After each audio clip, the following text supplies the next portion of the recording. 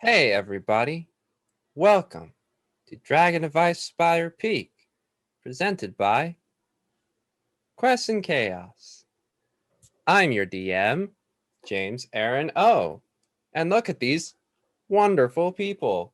We have Tiana, Laura, Nick, Matt, and Julie.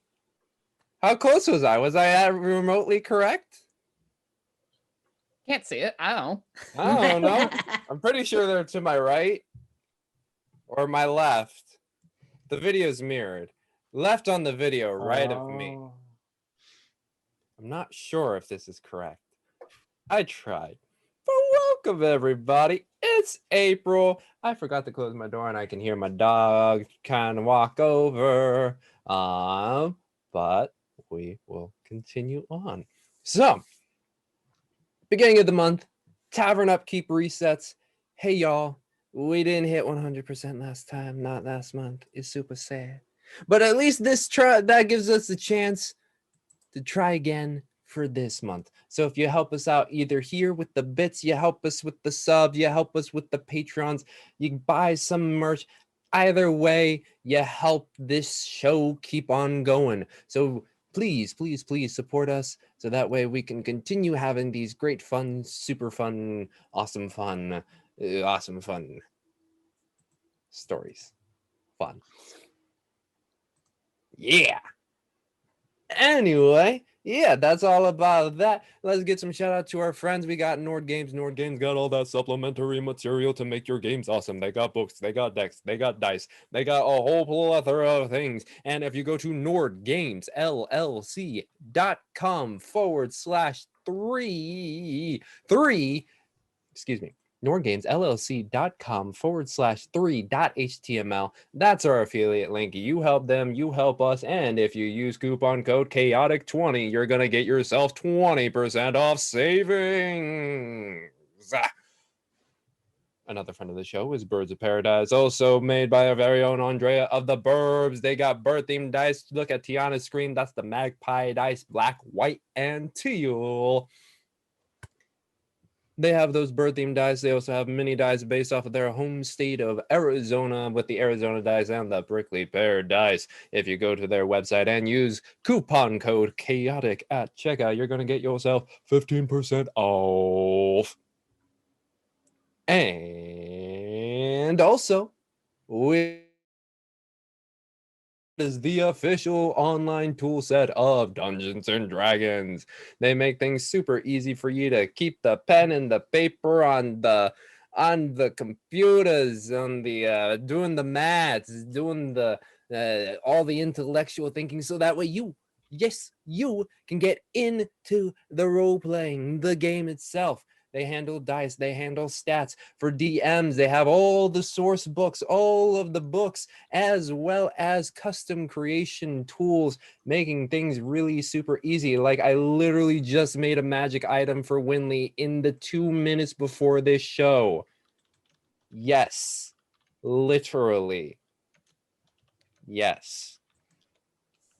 That's what you can do on D&D Beyond. So check out D&D Beyond. Please sponsor us, so that way I can actually say not just a friend, but a sponsor. Do it. Oh yeah. Yeah, I could do that. This is what you've won. You've won a whole evening free of watching quality content here at Quest and Chaos. Quest and Chaos, twitch.tv/Quest and Chaos. So, I mentioned a little bit before that we have a new month. That means new Patreon cards. If you go to patreon.com/Quest and Chaos, you can give cards to your favorite shows, so that way your favorite players do not die by my hands or the module's hands by saying they take 90 radiant damage at level 5. Yeah. This bitch. True death be a thing. Ew. True death. Ew. However, Squeal the Bard aka our very own Ben. Make sure y'all don't want to die. He sent over 3 cards for you. Number 1, Dangerous Oil. Apply this oil to your weapon. It becomes a +1 magical weapon. If it's already a magical weapon, it adds an additional +1 up to a maximum of 3. Unless Timon says differently. Another one, Tonic of Charm. 2 effects. You can choose either or. First effect, advantage on charisma checks for an hour, or for 1 reaction, 1 advantage on a charisma saving throw.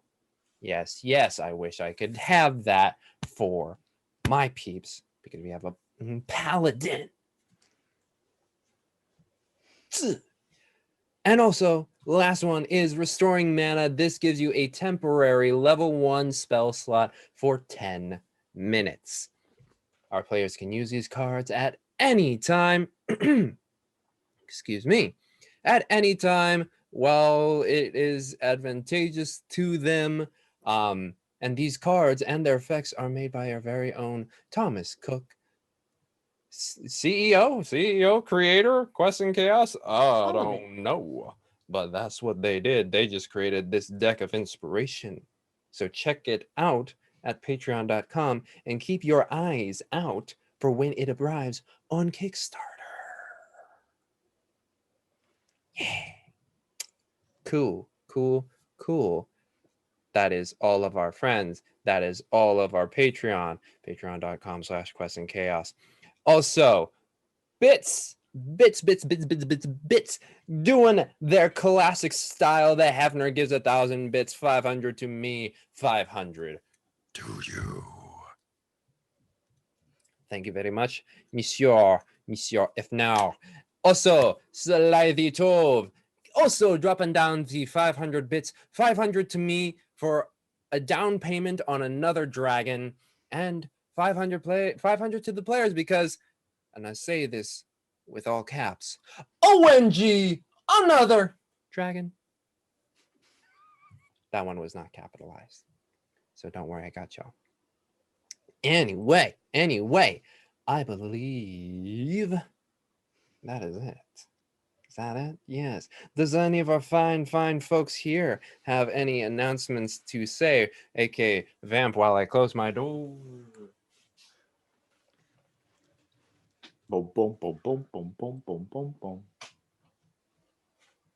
No. Guess that's a no. Yeah. Nothing cool going on with us. Wow. It's all Too many- cool. yeah. It's all good. We've all signed our NDAs. We're all okay. We can't talk about it yet, but yeah, there's some fancy stuff on the horizon. Yes, the sunset horizon. Who knows? oh, Look at you go. Oh, let's see. I think that is it. We did that. Thomas, there's no fun, different things. Oh, yes. Just in case y'all didn't know, Rime of the Frost Maiden has moved to a new time from 1 p.m. Pacific Standard Time all the way up to 12 p.m. Pacific Standard Time. Just so you know, if you didn't catch that and you were watching last Saturday and be like, whoa, why are they already in like Death Zone number 3? It's supposed to be a horror campaign. I don't know if people die. Yeah. Cool. I think that's it. So let's go into tonight's episode of Dragon of Icespire Peak. This would be where we would have a theme song, but this was supposed to be an 8-shot, so we can't afford that. This was supposed to be an 8-shot. Yeah, an 8-month shot. Yeah. There you go. 30 episodes later. Hey, we're actually on track then. Is today literally our 30th? Yeah. Oh, happy 13 going on 30, you guys. Oh. 30. Hey, remember when we dressed up for our 10th episode? Well, then we got this far. And now we're just like, eh. Oh, should have had a 13 going on 30 party. Oh. Well, we'll just have to do that when we can meet up again. Well, Get some wait, more songs. I'm ready for the Thriller dance break in the middle of this episode. What? Tim didn't even know. And then he'll be on the floor going like, whoa, like the Michael moves. So what happened last time? Last time, well, the episode prior to that, we had a pretty big cliffhanger in which Khalid's guards were like, yo, you can't take our mans like that. You can't take our masters like that. While Inkwell stood in front of the door being like, yo, they need some alone time, Khalid and Winley.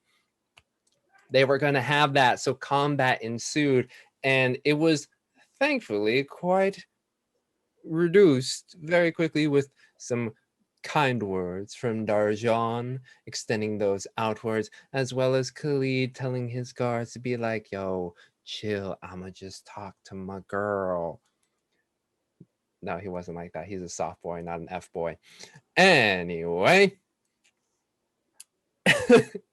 they were introduced into the room.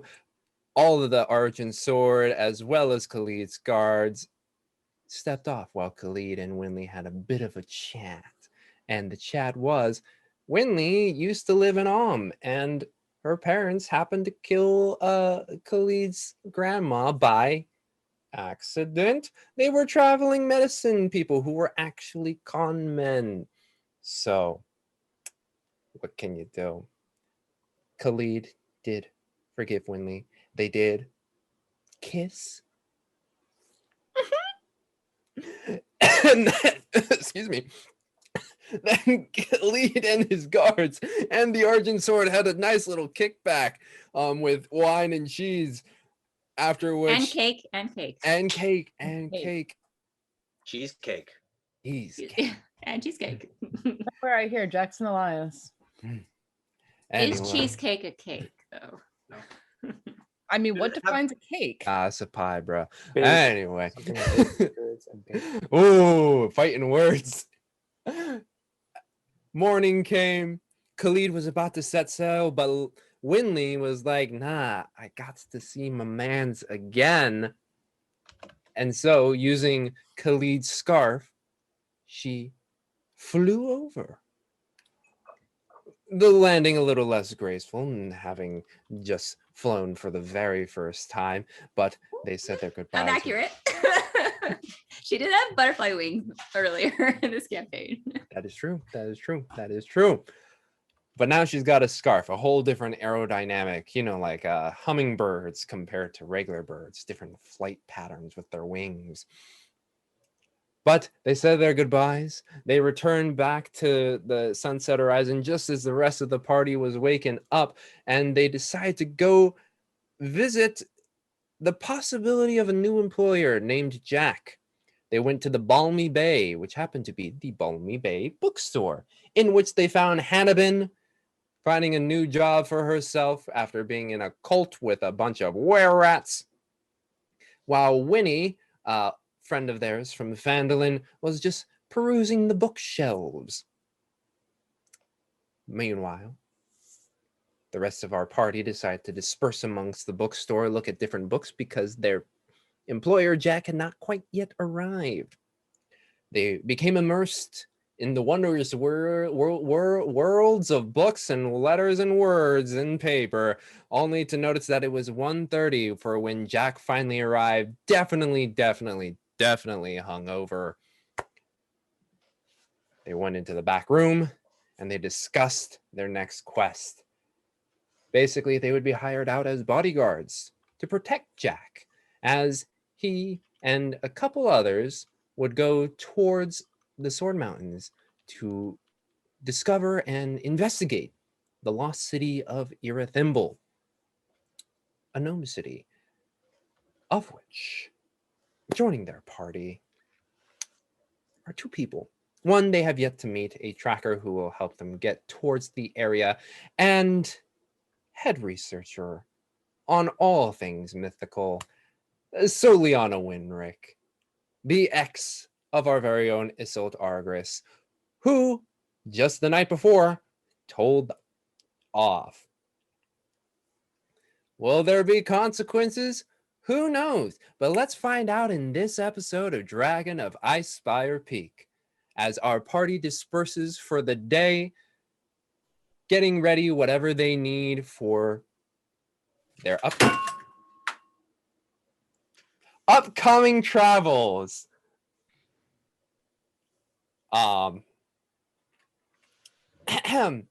For their upcoming travels. As his So, voice. As his My voice shoes are cracks. filling with blood as we speak. You wear shoes in the house? No. No, you wouldn't either. Yeah, I was gonna say no, you Good wouldn't. God, no. Like, back scratcher would come out. We go, oh. Anyway. So, let's start off with Tim and Darjan. Y'all split off and headed off to go buy some things. And then is anyone else joining this little shopping spree? Just wondering. Well, we actually ended the episode last week with Winley kind of stopping Jack because she did not trust Yeah. his choice on outfits. So that's probably, she is shopping, but probably not with Tim and Darjan. Okay. Well, let's start with Tim and Darjan. You two heading off. What you gonna go buy, y'all? Oh, various little fine tools. I Mhm. mean, they definitely have some fantastic tailors in this town. So Yes. their tools are here. I will get them. Even if tonight I have to break in and take them. But I am going to get them. No, Hopefully they'll sell them. But Yes. Considering where we're going and the things that we're being asked to do, I'm thinking that this is a good plan. Mhm. Yeah. So I love these 3 nails. I do. They're fantastic nails, but they don't really do anything. I mean, you could have made a Billy Bat in the caves with all the rats, but hey yo, do what you gotta do.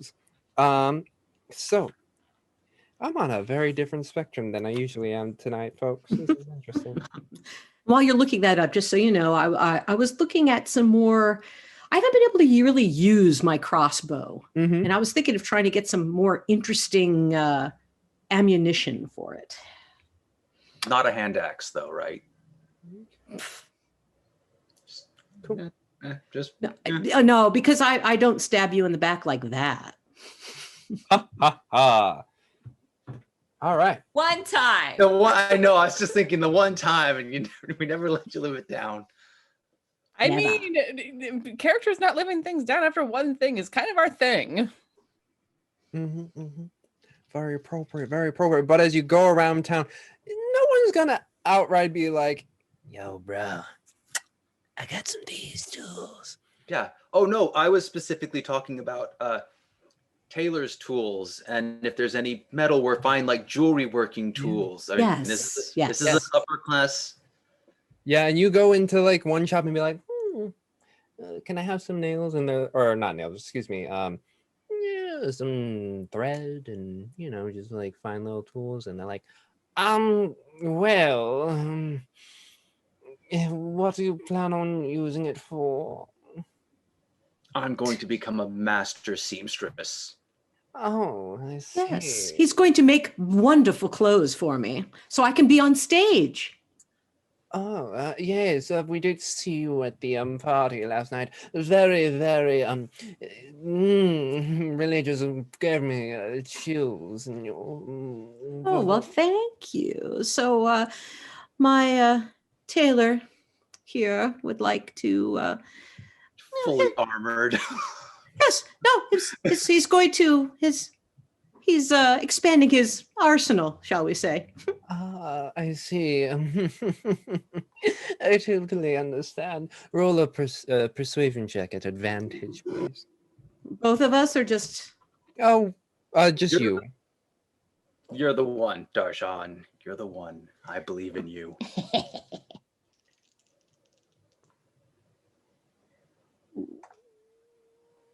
James, don't forget the J. Matthews 85 bits. Yes, J. Matthews 85, 500 bits. What the heck? The players can have these. You guys got Who are you and what have you done with Jay I Matthews? know. Well. We appreciate it, but we suspect Migo. Mm-hmm.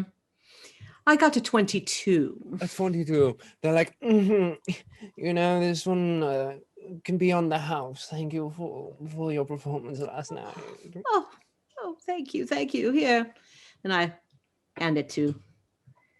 Are those going to be good enough for you? I'm looking Taylor. through- I'm gonna need. Okay, I mean, yeah. Like this is.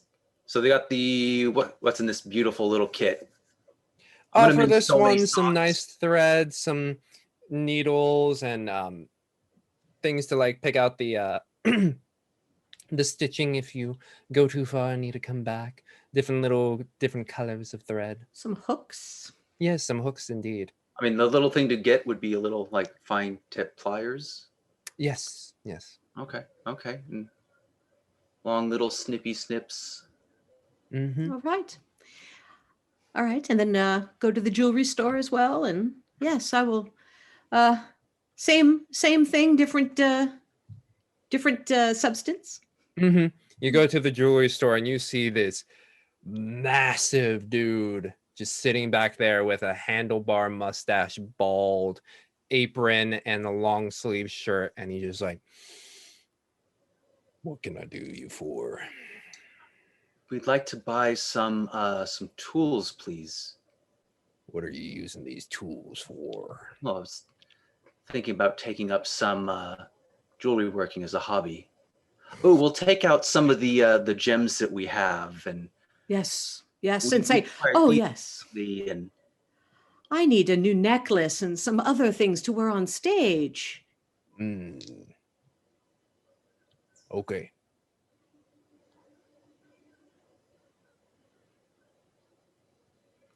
So do you have a kit of tools, or can we pick them out ourselves? oh, Nah, and also, what do you? I can get you a kit. Okay. And any since I am new to it, we were by the bookstore, but we didn't find any literature there. I was wondering if you could direct us to that. Yes, if you had We're some a bookshop. advice. We don't have books.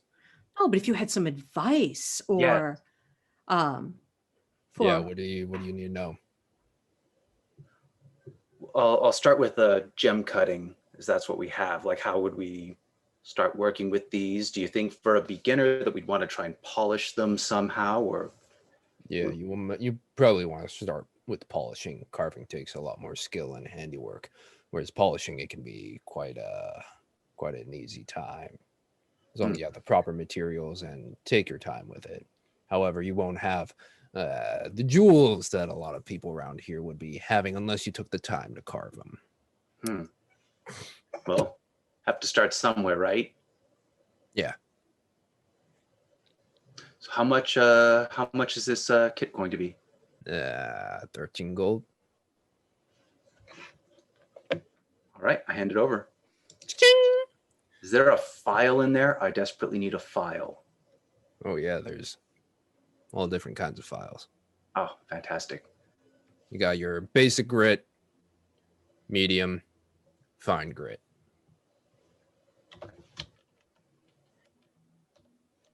Sorry for looking distracted. I was deducting gold from my purse.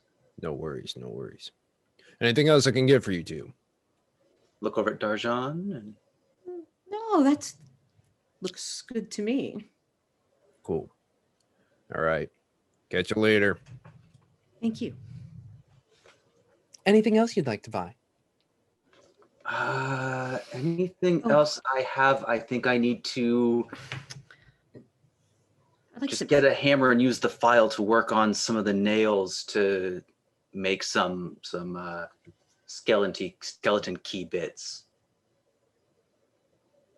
That I might just have to do on my own though. Yes. I was looking for some arrows for my crossbow, maybe something interesting, more showy, maybe. Maybe they explode. Maybe, or they like trails or something so I can see where they go. Okay.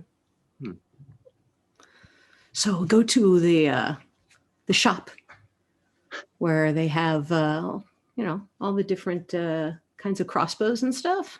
Yeah. Make me. This would be more of like an oddity that you're looking for. This would be magical. They might have it, but True.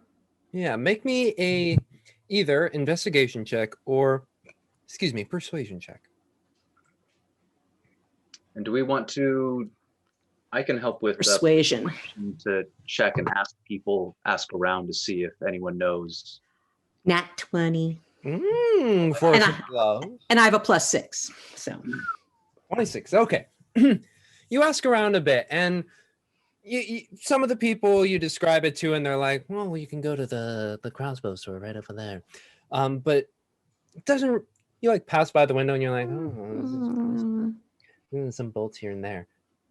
You watch one person who's just like kind of in an alleyway, who's just like kind of looking at you.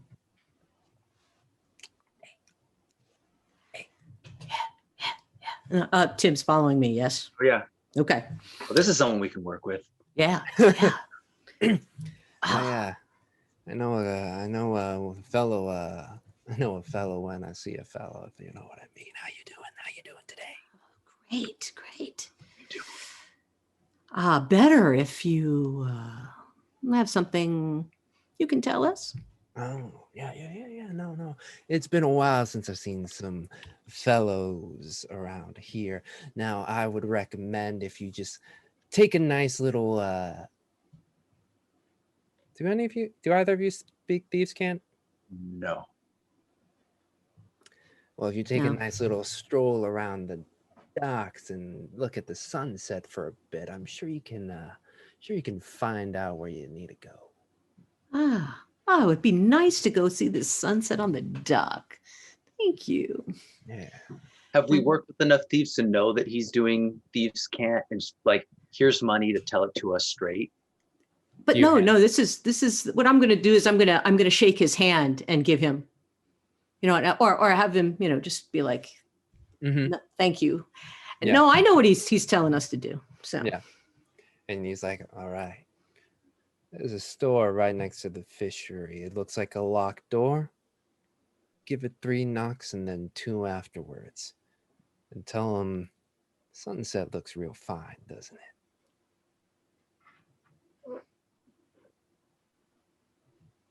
all right, I'm looking forward to the sunset. You guys make your way to the Thieves' fishery. tools there. Ah, You guys make your way towards the fishery, and you see right next to it this little shack that has a little, what seems to be locked door. Right. So, how close is it to sunset? Not remotely close to sunset. Did I get an idea with that roll that he literally meant to wait till sunset? Oh Or- no! So No, what? Okay, just making sure. I was about to say, like, I was doing the 3 for the No, knock. I was like, know the I knocks. do 2, and I say the Yeah. sunset looks really fine. What was it? Sunset looks really fine tonight. Was that it? My short-term memory is garbage. I just murmur the end. Yes. Yeah. Sunset. Yes. Army of Darkness stuff. Sunset looks really. Fine tonight. Yes. And when you say that, the door itself flips back and in, kind of catching you two like by the abs area, and like, whoosh, and you start going down like a slide. That's I'm like, yeah. face first into Why? a bunch of mats, just like poof. You find yourself in a basement with very low lights. The sword is in my hand. Mm-hmm. Oh, this is going to be fun, isn't it, Tiller? But right now in the low light, you can just see a little bit of the shelving that just gives silhouettes to very strange objects, the little things in jars that are just kind of like floating there that seem to be preserved. And at the far end, you can see a desk where there is a hooded figure with lights behind them, So, obscuring their yes, face. I'll go stride over after I pick myself up. And Mm-hmm. I'll I'll stride put over the to the sword away and hooded follow. figure. Oh, we ain't gonna get into this till they're Oh. sad. Oh.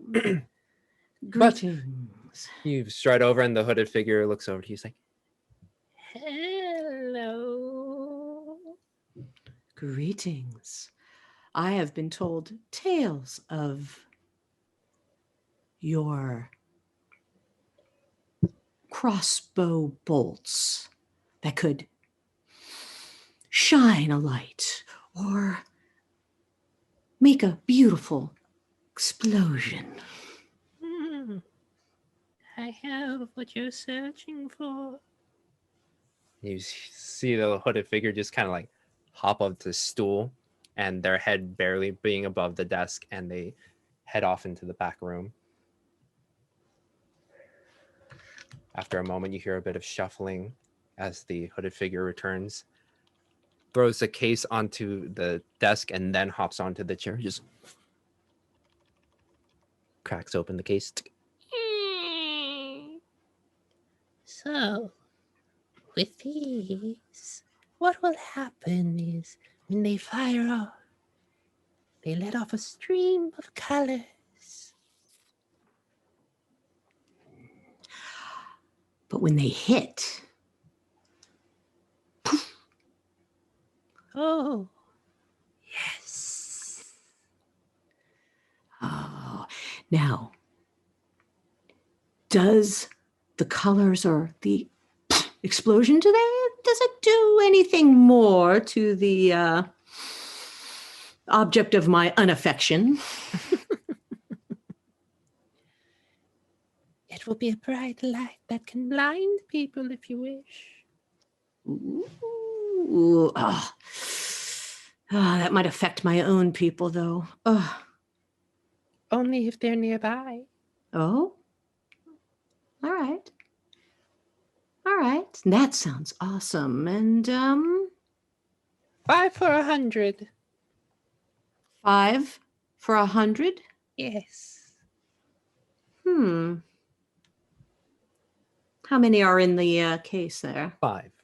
5. And they are very finely crafted, and you can see on the wood itself just like intricate rune markings. I was thinking about paying around 75. Does that work for you? 100. Slowly closing the case. Well, they do look very finely crafted. Would you take 90? Roll a persuasion check.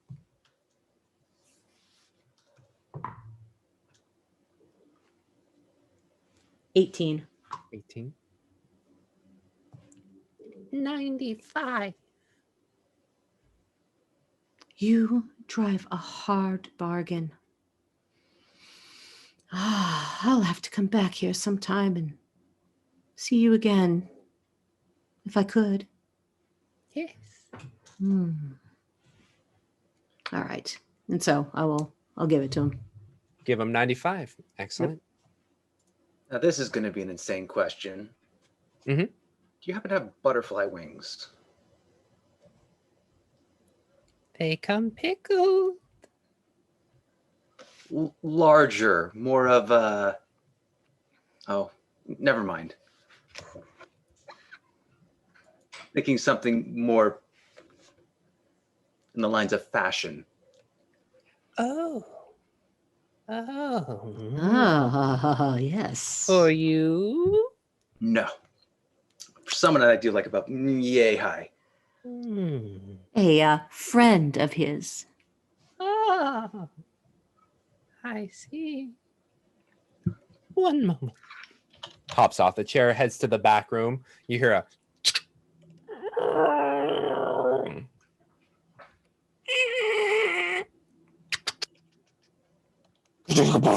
Fuck! Are you okay? Yes. Do you need help?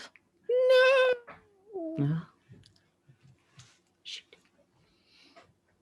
Comes back, and it's hard to tell in the low light, but they do look like butterfly wings that you could like strap on with your back here. And how much would those go for? Is this person very special to you? Well, I mean, they're risking their life for me. 50. Ouch. Okay. Well, I'm going to be slightly distracted as I deduct more gold. And Tim is back to being poor. Okay. You drop 50 for butterfly wings. Cool. Is there anything else you'd like to buy? Is there any other tools that you needed, Tim, that I could help you with? I don't think this is a tool shop. But I think I should be good from here on out. All right. I mean, is that correct, James? Yeah, you basically have a full set of thieves' tools. Fantastic. Yep.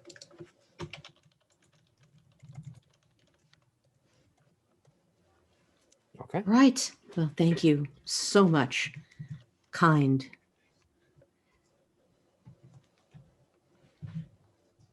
How do we get out? Proprietor. Yes. How do we egress from your establishment? You must climb the slide. No, there's some stairs over there. Thank you. So you exit out and return back to the streets. The stairs leading you outwards, what seems to be like a little bit of an outhouse as the door closes behind you. Make our way back. Making your way back. Meanwhile, let's see. Which one of our solo folks should we take on now? Let's go with Winley.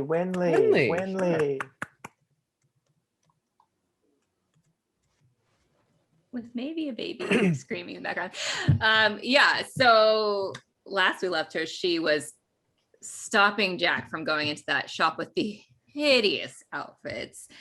I don't blame, he had his hangover still, so he didn't have the best judgment.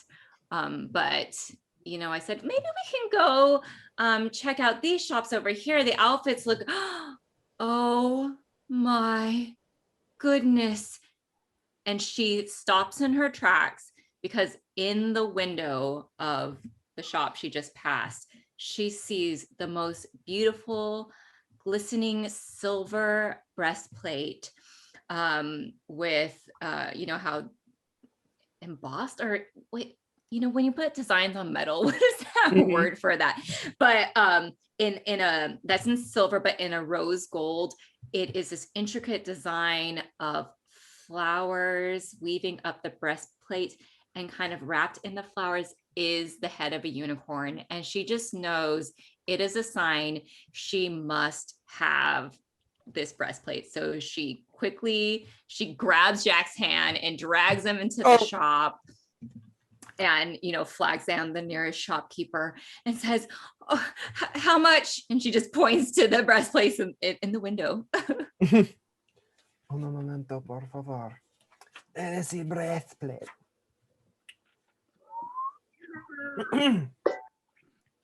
And coming over to you is a stern-looking lady, very hawk-nosed and glasses, has her hair up in a bun, and she, yes, one of my favorite pieces.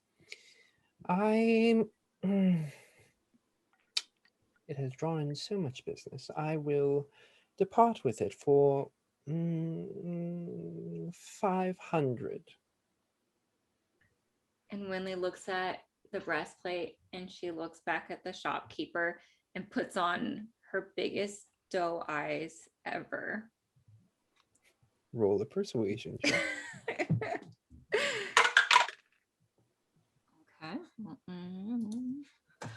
That would be a 17. 17. She Yes. looks at you. Do we want to spend inspiration on that? Let's see. 50 chance 50-50 chance it would bump it up to 20. I just No, want to quite. see what the response is first. Mm-hmm. 475.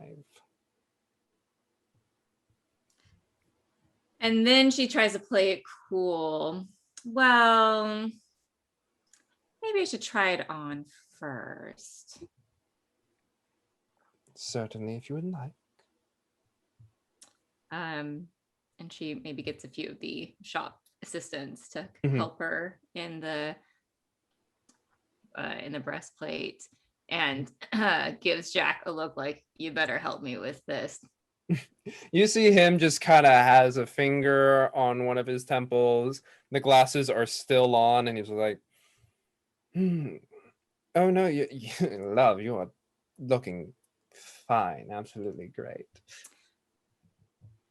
But now that I have it on, do you think it's maybe a little too last season? No, love, it is perfectly fitting for you. It is divine. But maybe not quite worth 475. No, you're quite right. I can see the work, the filigree, all of the work and hard labor put into this by Eustace here. Hello, Eustace. Yes, it's definitely worth 600 at the very least. And then she's gonna grab Jack by the scarf and say, you are not helping. At which point he kind of like puts up the shades and it's like, I know. Eustace, is it? Yes. Perhaps you might have heard of my brand, Unicorn Beauty. It's one of the reasons I was drawn to this one in particular. I have a following of a few tens of thousands, perhaps hundreds of thousands now. I mean, so busy, I haven't been able to check my latest audience numbers. Perhaps there's something we could do for like an influencer deal. Oh gosh, this is getting on the level of intimidation. This is too real. This is too real now. We're getting There's on a the- sad contract for influencers now, so. yeah. Yeah, if you wouldn't mind rolling an intimidation check. Oh, and intimidate. Okay. Let's see what my intimidation. Okay. What's the same? Nope, 17 again. 17. Wait, let's get inspiration for that. Oh, For I'm not seconding it. Okay, fine. 17. Well, someone else can jump in, but I'm just saying I'm not. Inspiration. Did you add the inspiration? Because I No. seconded it. Oh, you I seconded didn't hear. it? I didn't hear. Yeah, you can. Yeah. Thumbs up. Thumbs Okay. up. Do it. Sorry, I wasn't Adding- talking, but I did thumbs adding up that. Add a d6. 6, right? Okay. 20, dirty 20. Dirty 20. Eustace looks down at you and it's like, I will offer it for 450 and no less.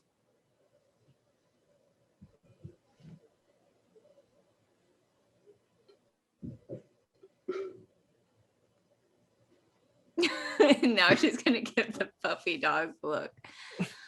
But my followers, don't you want your brand to? God, I don't know what I would do as a stoner if someone did this to me. Animal handling check for puppy dog eyes. At which point Jack just kind of, all right. Eustace, I will pay for 100 of what she does if you give it to her for 350.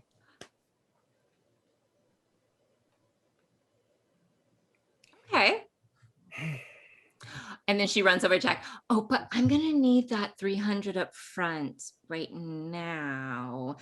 So perhaps the tab can be just 400 for you.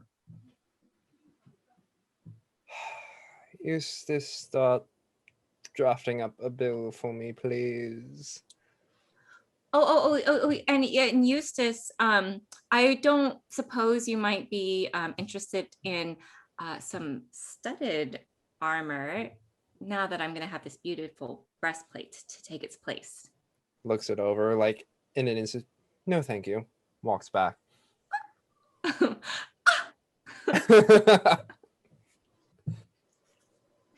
But bill is drawn up, drop down 50, and Jack is willing to pay for 400.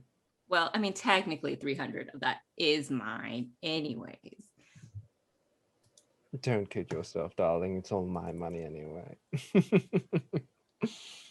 Well, thank you. I'll wear it out.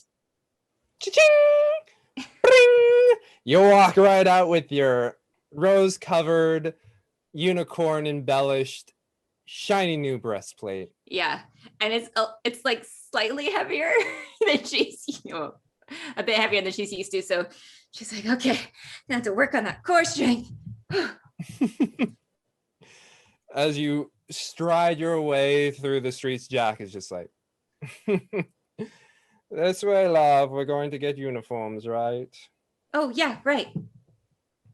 You head over to a different tailor than the one that had provided you with all of the previous attire, and Jack is putting in the order. Is there anything in specifics that you would like?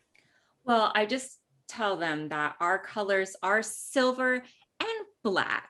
So, it can be a mix of some that are mostly silver with a black accent, some of that, like probably Tim's will be more like black with silver accents. It could be kind of a mix as long as we're in the same color family. Are they jumpsuits?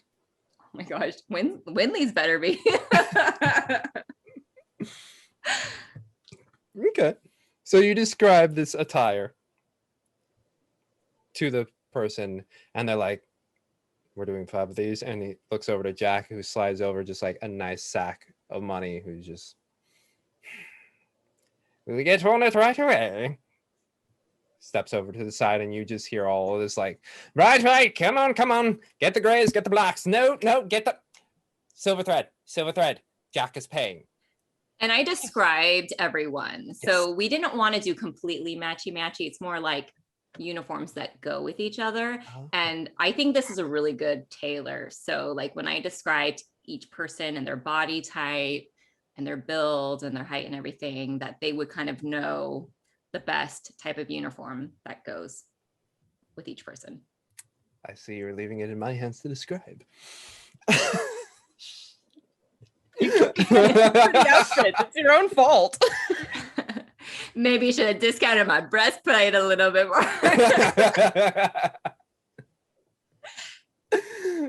So you describe these, and Jack is just like arm on the counter, just like, yes, good choice. Yes, they will adore that. Yes. But your afternoon goes by describing all of these well accented clothes, as well as wearing your shiny new breastplate. Meanwhile, Inqua and Isolde, anyone want to go first? I'll have walked with Isolde, so like back towards, because we're, so you can do whatever whenever we split off, I guess. I mean, honestly, mine is really boring. I'm gonna be going and finding somewhere cheap to sit and drink. Somewhere cheap the day. to sit and drink? Yeah, probably back to the fishery. Yeah, you head to the fishery. Inqua, you're gonna follow? I'll go with her a bit and say, you know what? I'm gonna take a nap. Mine will be even more boring than yours. Yeah, you won't need to roll for yours. Meanwhile, Isolt, you head over to the fishery, and the little halfling there that was the prior evening is not there. Meanwhile, you do see an orc, half orc, excuse me, who's just kind of rubbing down the counter. Oh, hi, how you doing? Afternoon, holding down the fort. How about you? Holding it down. Wonderful. You see about 10 other patrons in there at the moment. Okay. I will pull out a platinum piece and set it on the counter and slide it over to him and say, tell me when I run out of this. I'd like a mead, please. Understood. Goes over to a barrel, taps it. I am not going for the never clear. Don't worry. I see that expression, Tim. No, it's still just here's this, like, that's hard money to drink through. That's all I'm saying. It Just is. saying you're serious. You're It's taking a this lot. very seriously. I Because salute you. a mug of ale is only 4 copper. And I'll say a mead is probably mead's more expensive. a silver. Sure. So that's still 100. I'll probably get food in there too at some point. Okay, just making sure. Maybe. All right, fine. I'll bring it down to a gold. Retcon Okay, that to be okay. a gold instead of a platinum. No, I'm no, not gonna die today. No, commit. Commit. Keep it I'm assuming you're just drinking the best stuff they have yeah, in high volumes. at the fishery. Just no never clear, because I saw that hangover and I'm not playing that game. So, you're downing that first mead. You have Soliana's book there. Mm-hmm. Keep drinking. I'll slam down the first one. I mean, it's gone really quickly. Mm-hmm. The second one I take a little bit more time with as I start flipping through the book. Yeah. Start flipping through the book, and it is dense. Dense. It is small print, large pages about spell plague and spell plague and spell plague and spell plague. Like the first 5 pages is not even about the spell plague. It is the events that are leading up to the spell plague. In great, laborious, unnarrative, uninteresting detail. Very research scientific. It is, even especially with the booze. It's a brain fucker. And I'm just sitting there staring down at a couple of the pages and going, why did she pick this to not be vapid about? Like any flowery language you have ever heard Soliana ever utter in her life, it is not in this book. Just like keep flipping through, reading occasionally, like, because I mean, I imagine that at least for the time that we were together, she would occasionally just like babble about whatever she was studying at the time. So I'm like, oh, I recognize that concept. Mm-hmm. I think maybe it's been 20 years. It's a little hard to remember. And just like, and as I'm working my way through the second meet and working into the third, I start like tearing out pages and turning them into paper airplanes. You tear out a page, you fold it up, and you throw it into a paper airplane. It like bonks one of the other patrons on the head, who's just like, huh. I grin, tip a little 2-fingered salute. Huh. Yeah. I'm just like, oh, this is excruciating. Is there anything in particular you're looking for? Or are you just doing a general browse through? So Soliana primarily focused on the spell plague.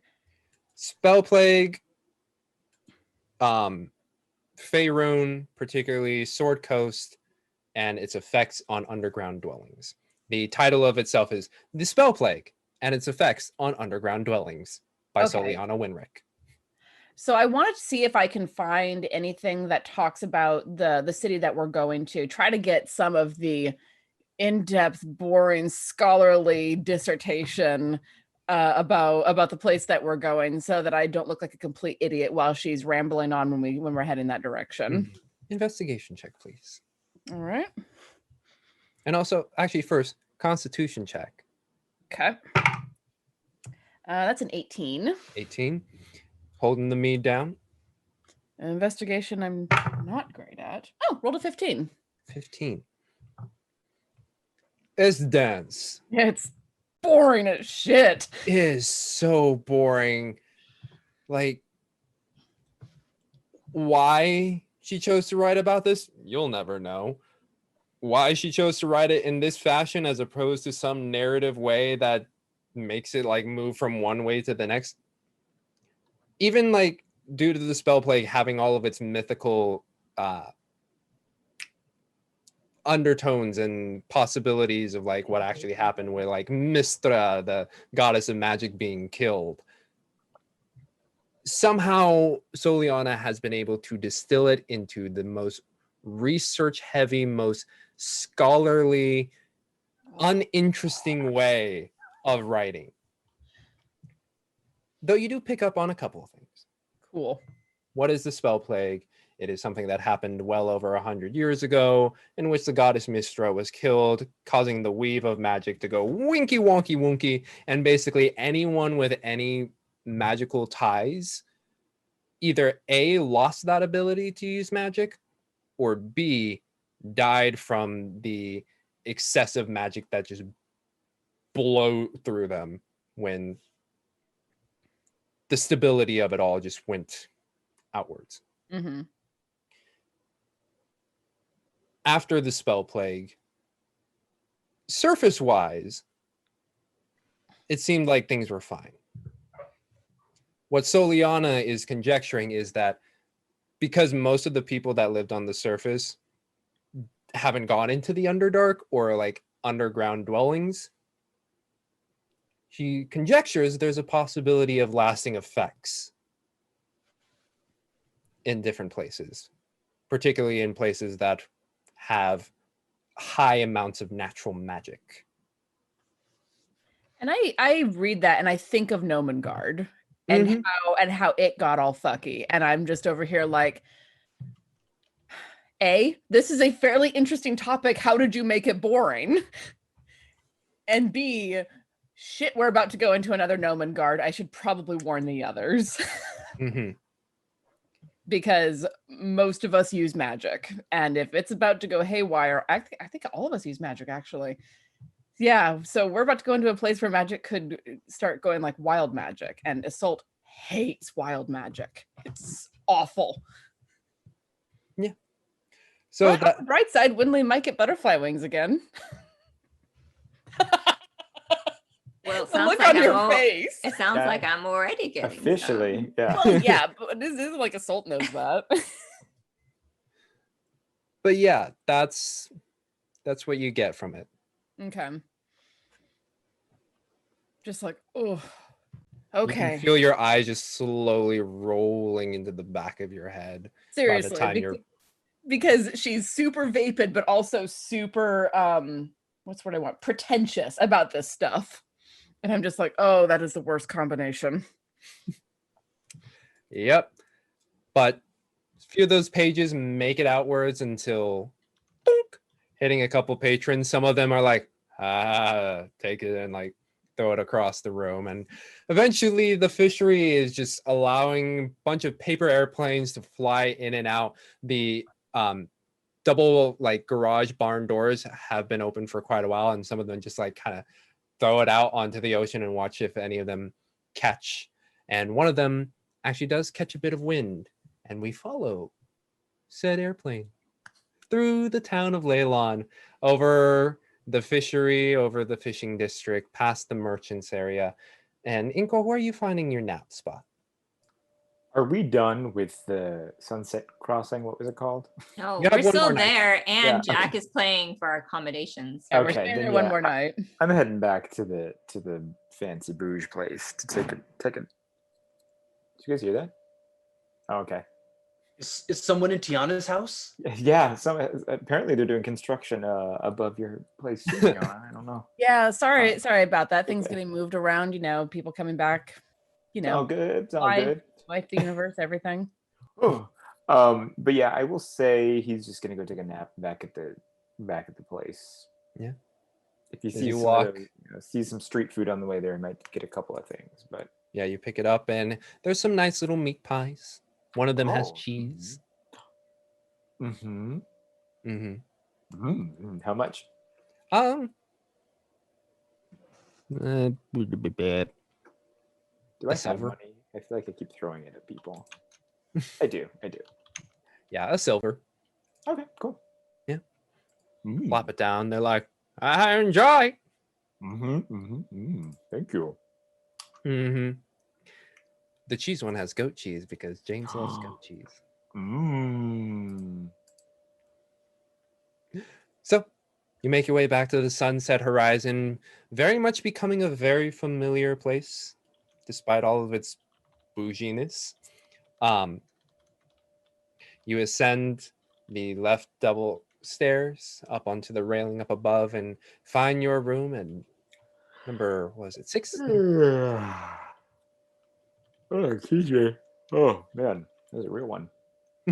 You just genuinely want that nap, don't you? Yeah. So James, I'm just gonna take a quick nap. Okay. So. Yeah, no, I got you. Meanwhile, Yeah. So Inkwell, you take your bit of a nap.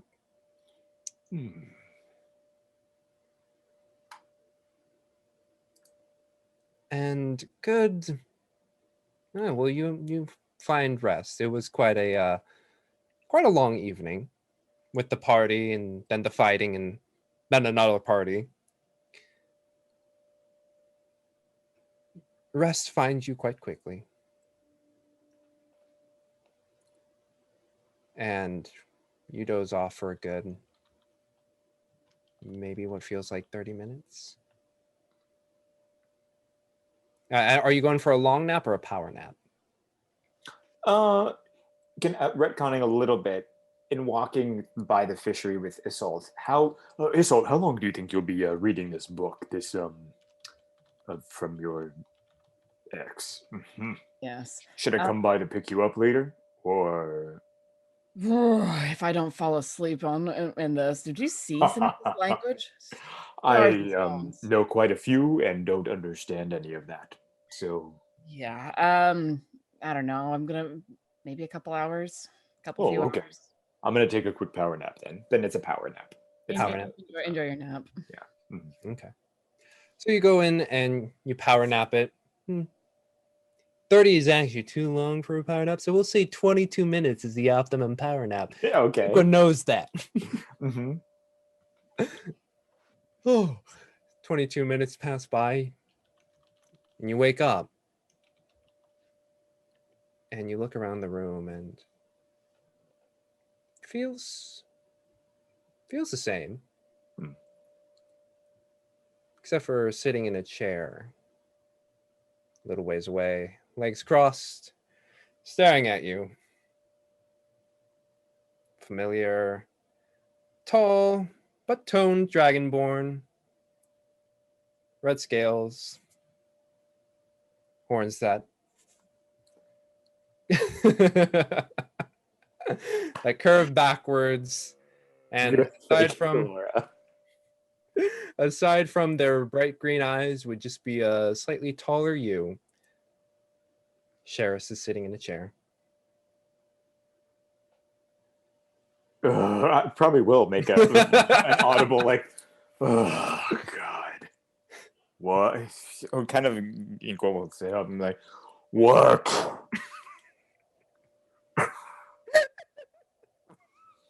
I love this hate for Sheris. That's great.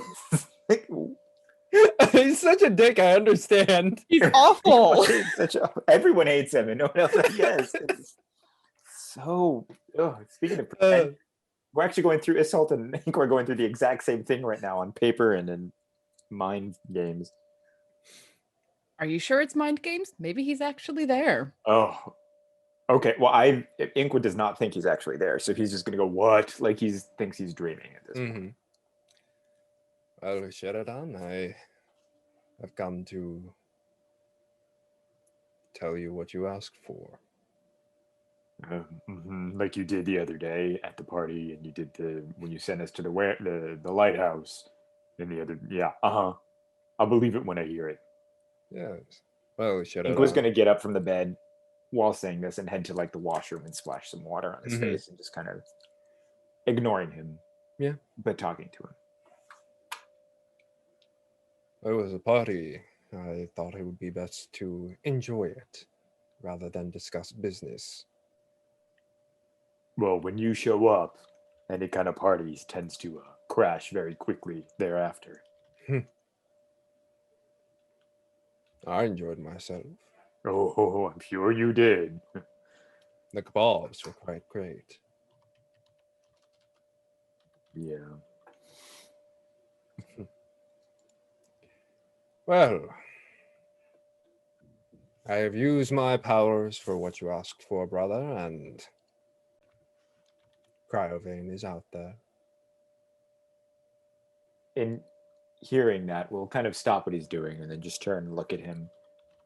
All right, where is he?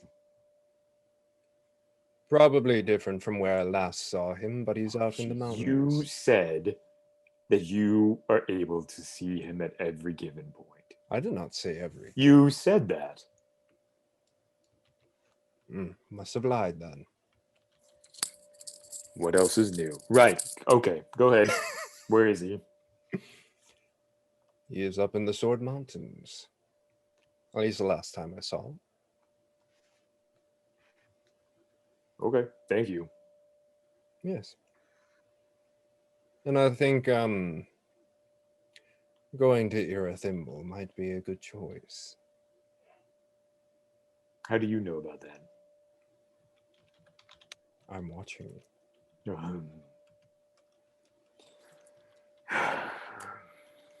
Well, I believe your nap is over and you must go pick up your friend, so I will be taking my leave. We look forward to seeing you in Dombreth again soon, brother. I will never be going back to Downbroth, but thank you for your concern of me not being there. That's very good. And then trail off.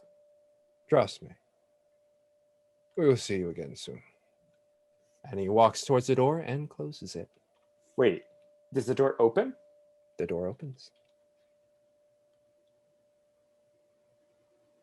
Okay. Inkwa's reverting to 6 years old. He's running. He's going to run after him. If he is out the door and the door closes, no, before the door closes, he's going to push him. He's going to shove him as hard as he can. While he's still in the room? No, like so if he's exiting the room and he's walking towards the door, because I know that the balcony is right outside of the door, Inkwa is going to run and just shove him as hard as he can. Okay. Make a strength check. Or, yeah, strength check.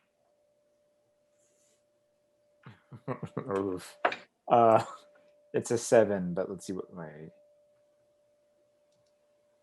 10. 10. You run and try and push him like a good 30-some years ago.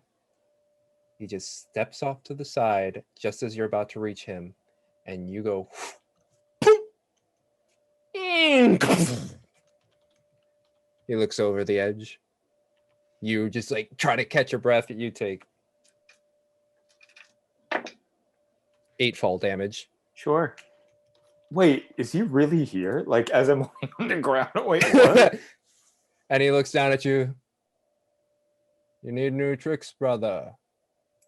At which point you see his hand just trace in the sky, or in the air, and he disappears. You are on the ground in the middle of the sunset horizon. You missed the table, but you crushed the chair. As a couple patrons are like looking down at you. Gregory comes over. I'm fine, Gregory. I'm fine. Yes, good. Very Picking good. himself up. Is there anything we can do for you, sir?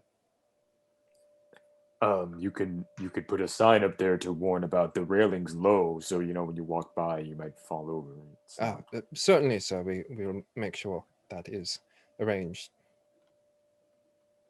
And then start heading back to the fishery, I suppose, in a confused state of mind. You head back to the fishery. Isolt, how many of the meads have you drank? I'm probably working on my 5th or 6th when he shows up. Okay. Roll a Constitution saving throw. Okay. 14. You're wasted. Cool. Zone of truth. I mean, Marinqua, you arrive to an Isolt who... Oh, that is a delightful picture. You arrive to an Isolt who is staring at a book. With paper airplanes flying all over. Yep. Before you even entered, there was a bunch of paper airplanes on the dock. I really want Soliana to see that and be like, who made paper airplanes out of my scholarly work? I do want to pick one up and like see if I can decipher what. I mean, I'm assuming I know what it is since I knew she was going in to read. But Roll me intelligence check. oh, am I smart? That was a 19. Am I smart? Am I? That's the quote of the night. Plus 0. Yeah, just a 19. Just a 19. Your turn. I mean, what you get from it is the singular page from it just happens to be very thick wordings about how every now and then it's just wild magic can be at times playful, at times volatile. The effects are, in the namesake, very wild, and the amount of effects that can happen have not been fully documented. Okay. I'll crumble up and kind of put it in my pocket when walk in to see what's happening in the in the fishery. You walk in and then just like a bunch of drunk patrons are just throwing airplanes over each other and they're like, it's coming, get down! Some of the tables are upturned as some of them are just like launching more at like an opposite side as they're like having paper airplane fight. That's fun. And there's a singular table that just is upright with Isolt taking out another and throwing some ammunition to the folks. It will walk up kind of slowly and amused and just kind of put a hand on Isolt's back and just be like, hey buddy, how you holding up? Has it been 2 hours already? Just about. Oh. They're having fun. Yeah, I saw. So how is the book, or how was the book? I'll pick it up by one of the covers and just like hold it kind of fanned out. This is the most pretentious piece of shit I have ever seen in my life. And I lived in Candlekeep for several months. Well, if it makes you feel better, and then kind of pull out the page and be like, well, she used wild as an adjective about 7 times in the same paragraph. She really doesn't know how to color her words very well. She just doesn't. Some of the things are actually pretty interesting. And she made them boring. I don't know how she did that. Oh, well. I mean, she wasn't that great on the dance floor, to be honest, as well, so. Yeah. Oh, okay. Do you see her hit her fall on her ass? All right. Well, can I tell that she's pretty smashed at this point? Yeah. Okay. Then I'll like kind of like start like I want to make eyes at the bartender just to make sure like we're good, like she's closed out, like yeah, and then just kind of like lead her up as she's holding or whatever, she's still got the book, and just be like, all right, well we should probably start getting back to. I'll properly close it and then stick it under my arm. More ammunition for different airplane fight. Bye. And I'll wave goodbye to all of the combatants in the paper airplane war. And they're like, good luck, General. Ah! And Right, the paper cut. And Isolde just loses it, laughing her head off at that. Oh, well, at least someone's getting some use out of this damn thing. I did find out, remind me later when I can words. I found something interesting in there that might actually be useful to know. Oh, what's that? Nomengard. Nomengard. Spell plague messed with magic a lot, and up here it's fine after the spell plague ended, but fucking Soliana thinks that places underground had more of the wild magic twisty turny stuff, like what we saw in Nomengard. Do you remember when we would cast spells and sometimes there'd be weird side effects, like Winley's pretty butterfly wings? She thinks that's happening everywhere that people live beneath the surface. So we might see it again in this gnome city we're going to. Oh, I don't like that. Neither do I. Wild magic is shit. Yeah, and apparently it's wild, according to this stupid page from her stupid book. Just snatch wave it from him and miss badly because I'm seeing like 3 of them. Oh. She's such a fucking idiot. I'm sorry. Let's get back to the hotel. Ink was very amused by Drunk Assault because I don't think this is the loosest he's ever seen them. So I think it's very amusing to him. Yeah, she's usually the more straight-laced stoic one, but man, get her drunk. I was gonna say she's usually very good with her words and has like she's very thought out and careful. So just the stream of consciousness, he's very amused by. Cool. So what do you feel about Tim? And then we'll fade to. Good kid. What do you really feel about Tim? How do you feel? Good kid, kind of an idiot. But a good kid. Yeah, but you know, we're all idiots at 19. Mm-hmm. So you all begin to make your way back to the sunset horizon at various times here and there. Winley with Jackie just goes off to his room. The moment he steps in through the door, he just goes up to door number 1.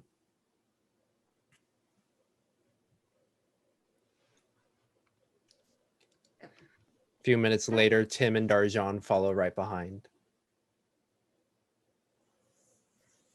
Can I slide the wings under the door? Under my door? Under our door?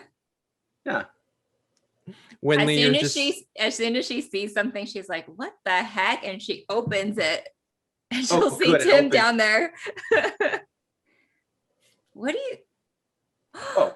What are those? What are those? Describe them, James. Okay. Are they magic for 50 gold? They are not magic.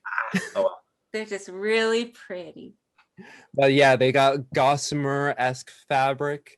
Tim, roll me a d20. Damn it, they're cursed. Oh, God. A 7. A 7. Inspiration, please. A 7. Do we need it? Is this inspiration time? Are we really inspiration on this? Is it? I don't know what this is. Well, speaking of, I think we missed the Duke Fleeg's bits from significantly earlier. Please, yes, Duke Fleeg. Oh, yeah. Wow. This chat. Wow. What happened in this chat? we were sending you photos of what we want our new outfits to be. So that's what you've missed. We have a lot of conversations in the chat. Follow us on Patreon. See what we're talking about. 500 bits for more Winley intimidation. That's not actually a thing on Patreon, but I feel like I have to say that. Like, disclaimer. It should be. We should do that. Yeah. We should. Sweet. We'll just, with some parts redacted, right? Yeah, just half of it. So, with that D20, I was it worried was that hard that to was see like a odds or even the door Wait. opens or closes out into Tim or something. But anyway, Oh, damage. And you fall backwards. It better not be determining the quality of these wigs. That's all I'm saying. Uh-oh, that smile from James. Now, let's hear. am I spending it? Whoa, no, hold on. Am I Yes. spending inspiration on this? Yes. Okay. He seconded it. I wish I knew what this Roll a was. six. 8. Ugh. 8, so +1. So it better be less worse than a 7. Okay. What you see before you, a wire frame covered in gossamer fabric that is in the shape of butterfly wings, 2 velvet straps that particularly go like a backpack, and the wings themselves are like, due to the fabric, go from dark blue down into a light sky blue. The D20 was for color. Whoa. Okay. So maybe we wasted an inspiration. We'll just need more bits to make up for that. But yeah. So, Tim, I wouldn't think that's your style. I'm not wearing them. Oh. So therefore. Well, if you're flying, they're for helping you stay aerodynamic. And like in the middle of a sentence, she just like jumps up and gives him a big hug. Oh, you're welcome. And then she like quickly puts them on to try them on and finds the nearest mirror and just like looks at herself. Oh, they're so perfect. And oh, wait till you see my whole new outfit. Oh, do you like my breastplate, by the way? But there's a whole new outfit that goes with it. So don't look, you're just going to see the whole outfit together. So, I should come back later. And she says, thank you, Tim. And she gives him another hug and she kisses him on the cheek. Oh. Oh. Yeah. And as you close the door behind Tim, you start to walk to your room. You watch down below Inqua bringing in a laboring insult. Oh, she's in for a surprise. I feel like at this point, both Inqua and Issa are trying to sing an Alondra song together in Draconic. Oh, I love it. We're just trying to sing Draconic songs together. Draconic is very hard for a human to get their mouth around, but I would be trying. Which is even funnier. Yeah. So you guys say the draconic songs that make the whole world sing, right? Draconic songs. But yeah, the deep bellows come. Like, the way Alondra is able to sing is take the very harsh language of Draconic and make it into a very smooth and beautiful way. Roll performance checks for both of you. Disadvantage for Isolde, please. This is fun. All right. Performance. That is still a That's an 13. 8 and an 8 minus 1, so a 7 for me. I'm a paladin. Charisma is my casting ability. Inqua, you're listening to some of Isolde's phrasings, and they're not exactly grammatically correct Draconic, but it does sound very sing-songy, while you are just bellowing in full Draconic, and everyone is...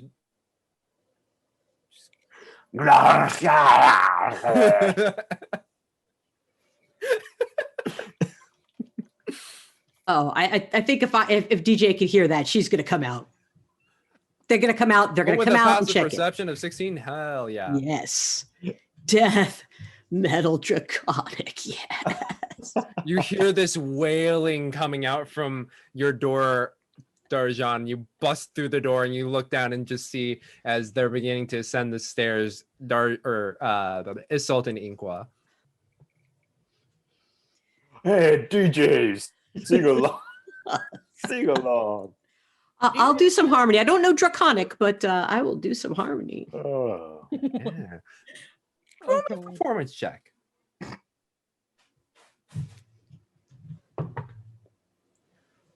Ooh, let me see.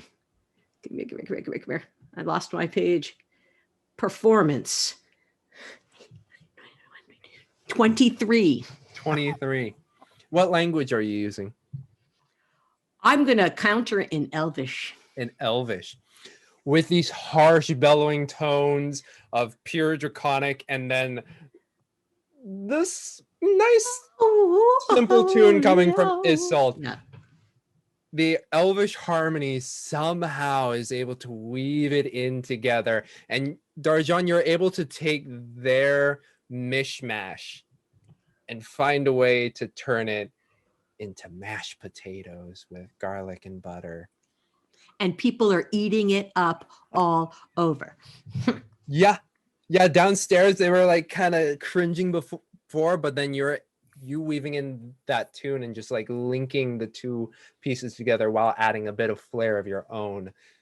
The other people just kind of watch as you all just disappear into your rooms and close the door, and people are like, Yeah, as Tim sees all this, Argent sword, mother. No, in Elvish, it's like we can all sing in harmony. We can be all together. I mean, I'm just doing that kind of thing, and everybody's like, yeah. Which is Right, probably Tim. freaking hysterical to Isolde because she also speaks Elvish. So whatever nonsense you were coming up with. That's what I'm trying to know, because we were trying to sing about that like Lovelord song. So whatever DJ was singing about in Elvish should be like, this is kind of a Well, that's not mashup. It's like a do. Weird Al song or something. That's what it is. They come in with the Weird Al version of what we're trying to do. oh, that's delightful. Yeah, I'll come back into my room and just like sit down on the like fainting couch, the chaise lounge, and just unceremoniously drop Soliana's book on the floor. Mm-hmm. Half of it gutted. Oh, you went to the lounge. Did you enter into the lounge? Yeah, I'm in like the main sitting area. I think Winley will hear and she'll open because she's in the bedroom part. Oh, Izzy, you're back? Hi, Winley. Izzy, are you okay? Yeah. Hi. Oh, did you get what you were looking for in the market? Yeah, I mean, look at this nice new breastplate and wings that Tim bought me these. Can you believe that? But Izzy, you seem a little different. I'm good. Everything's good. Everything's fucking great. Oh, and Winley goes over to the she's like gonna pour Izzy some water because she recognizes this state. Maybe you should drink this. No, I'll take it and just sniff it for a second and then drink it. Mm-hmm. It's poisoned. No. Someone snuck into our room. When the water goes down nice and smooth, feels quite refreshing. You realize your throat was quite parched. So did you have a good afternoon? Had a pretty, it's all right, pretty productive afternoon. Did some reading and just like kick Soliana's book across the carpet with the toe of my boot. Oh, not a fan. The pages make really good paper airplanes. Okay, that's fair. Do you feel like maybe you should rest a little bit? I'm sitting. It'll be fine. And just like lay back on the chaise lounge and prop my feet up.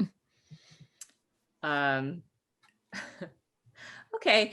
And Winley is going to I realize she doesn't know quite how she is able to call down to get room service. And she has no idea how to be the adult in the room. This is hilarious. Yeah, she wants to get a cheese plate to help sober up. Besides a cheese plate with some crackers and bread. Is there like a bell she can ring for room service or something? You've seen occasionally Isolde just walk over to the front of the door and there is like a nice velvet rope. Okay. So she's gonna This is Hold literally we're staging rumors right now. Neil Simon's rumors. We're coming out of doors, going indoors, the second floor, the first floor, God, yes. falling downstairs, coming up the Oh, Slamming everyone one loves door a as good- another door stairs. opens. Exactly. There you go. Everyone loves Where's good the farce. room service? I love rumors. But you or like you just pull it and you don't hear any sound. But after 30 seconds, Oh, and Winley, because she didn't hear sound, she actually pulled it a few times. you're just like, and then Yeah. She opens it. Oh, hi. Is this room service? yes. Oh, could we get a cheese plate or two, with some bread or, other carbohydrates? Yes. And maybe another pitcher of water. Okay. Thank you. And she'll, even just giving the order, she'll give a silver. The silver piece. Yeah. Looks at it. Thank you.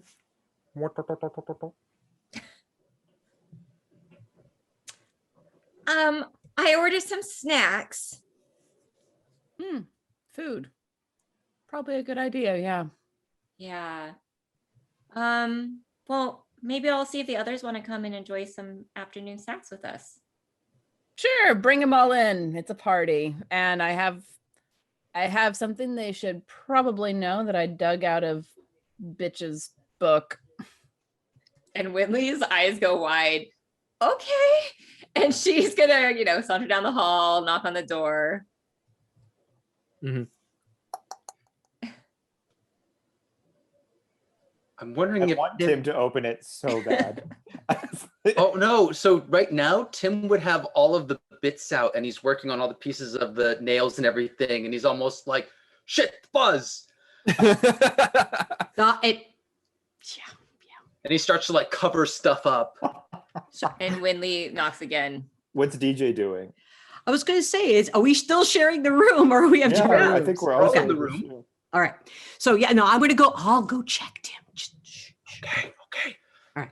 So And so I go to the door and go, yes, who is it? Oh, hey, DJ, it's Winley. Oh, all right. Come on in, Winley. I Oh. open the door. Hey What's guys. up? Oh yeah, we're having some cheese and bread and other snacks in our room if you guys want to join. Sweet. Let's You'll go. just see Winley with butterfly wings. And wait, wings? You got wings again? Wait, what? Wait, were you there when Tim? you were there. I know, but you're wearing them. You're You're fine. and so I'm being. Yeah, Tim got them for me. What? I know. Tim. Ink was gonna smack him on the back. It's like a camaraderie, like, "Oh, look at you, Tim. Being nice." I wanted to hear what she said. No, He not always you. knew Him. He was Oh. really a softie. That's what It's like, yeah, no, he'll ask you for something later. Okay. Yeah. So, but Izzy also told us she had something very important to tell us. Oh, well, okay. Well, that and food. Let's go. As long as it's not in Draconic. Huh? Yeah, okay. He was doing good We'll figure it job. out. Inkwell will help us if she. Yeah. Anyway, Yeah. let's go. And Winley bounces back to the And room. as y'all walk over, Inqua, you feel a bit of rustling in your bag. Rustling in my bag. Yeah. Kill it. No, I'm just kidding. I'm gonna open it. This is why you don't get a companion. I'm kidding. My bag? I didn't even know I had a bag. Okay, I'll look in the bag. Look in my bag. You look in your bag, and what you see inside is what we'll return to at the break. Oh, Is it Mimi? Oh. We have some food for Mimi if it shows up again. We shall see. All right, folks. Well, it is 8:35 p.m. on the Pacific coast. We'll be back in a good 7 to 10. But until then, get that snack, get that food, and get that bio break. And see you after. Bye. Buddy, how's it going? Welcome back to Dragon of Icespire Peak. Yeah. Some more edition. What's up? Draconic. That's me and Draconic. yeah. That was like some infernal ASMR with that one. Ooh. Yeah, welcome back, y'all. So, Inqua, you look in your bag. Roll the D6 for me, please. Okay. A 3. A 3. You look around in your bag and you see your rations bag just kind of shifting about.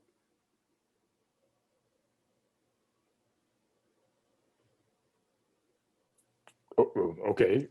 Open the bag. You look at Check the for rations bag traps. and you look inside and they're nibbling away at some of your jerky. There's a tiny little gecko.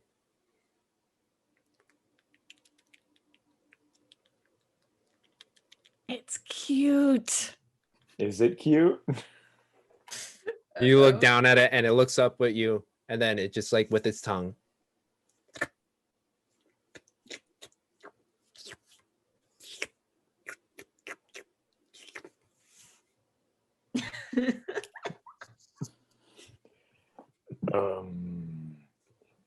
Question. I'll kind of like pick it up like this Mm-hmm. and wonder why it was eating meat. First off, why is this gig? Guys, look what I Like and walking in with everyone else and drunk assault. guys, look what I found in my Or how big is it? Is it like this big? Yeah, it's about that big. Yeah. Winley, roll me a history check. Oh. Okay. Or actually history or nature. Let's see.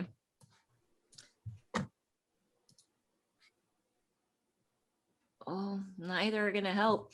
Well, no, it'll be okay. A 13. 13. You've seen these before when you were a Yeah. kid. In Oh. Oh, wow. It's a gecko. I remember seeing these in Oh. Oh, And she'll well, go up and pet the little head. oh, well here. If it reminds you of home, it's yours. And we'll Oh, hand it no, over. Inqua. If the gecko finds you, it's good luck. Can I roll for deception? Or can I roll for perception? Laura is the one who What broke am I- Guy Whitley. What am I rolling? roll for insight. Natural 20. Natural 20. Plus 7. Of all the things to waste a bloody nat 20 on. No. Stupid. Plus 5. So that's a 25. And she's completely telling the truth. Is she?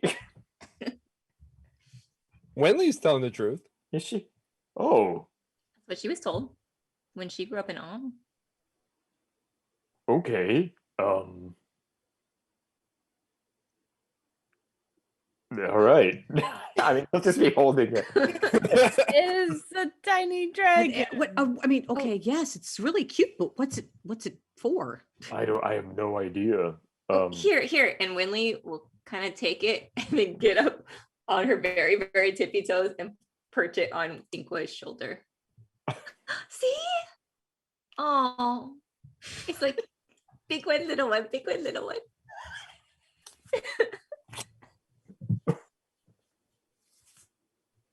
Okay. Well, it's clean. It keeps cleaning its face. Like a cat cleaning itself. Hmm. Cool.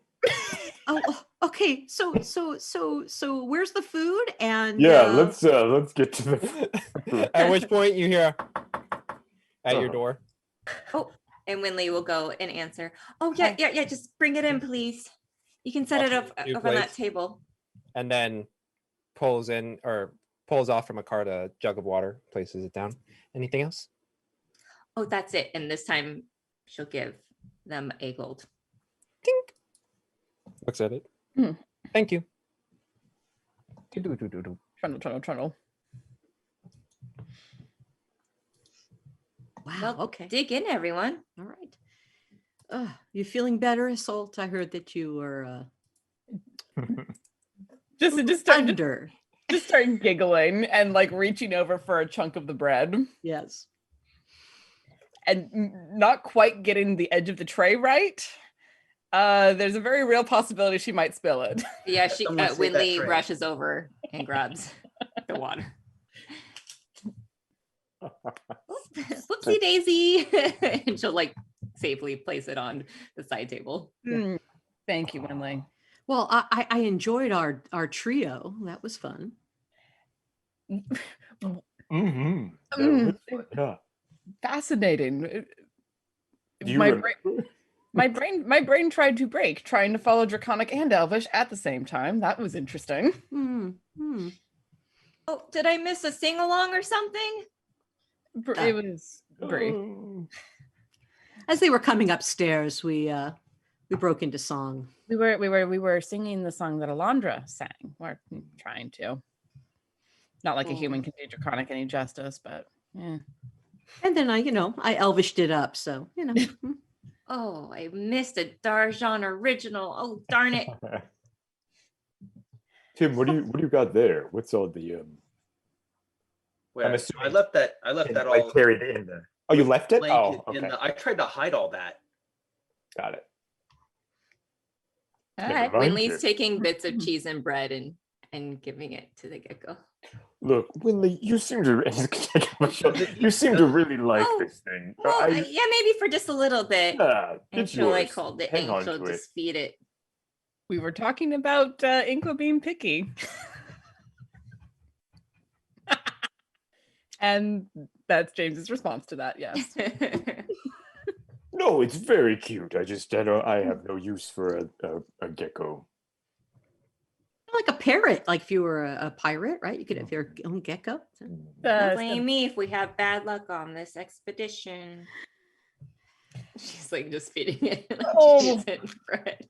Just let it sit on your shoulder for the expedition. We already have bad luck. We're traveling with Soliana. Oh. Burn.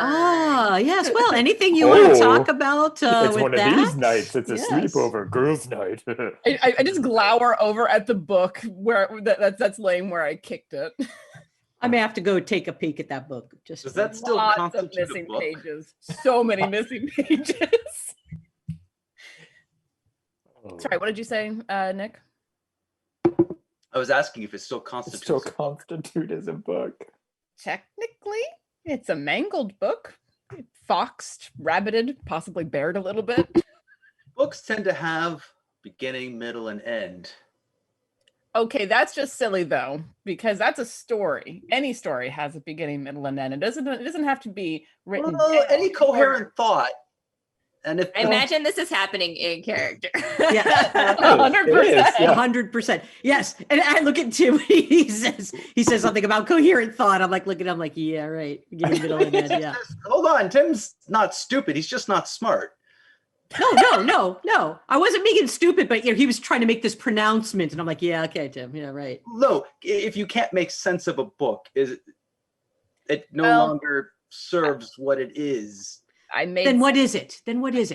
I made sense of it before tearing pages out. Does that count? I think at this point it might be garbage. No, it's a Even toy. kindling.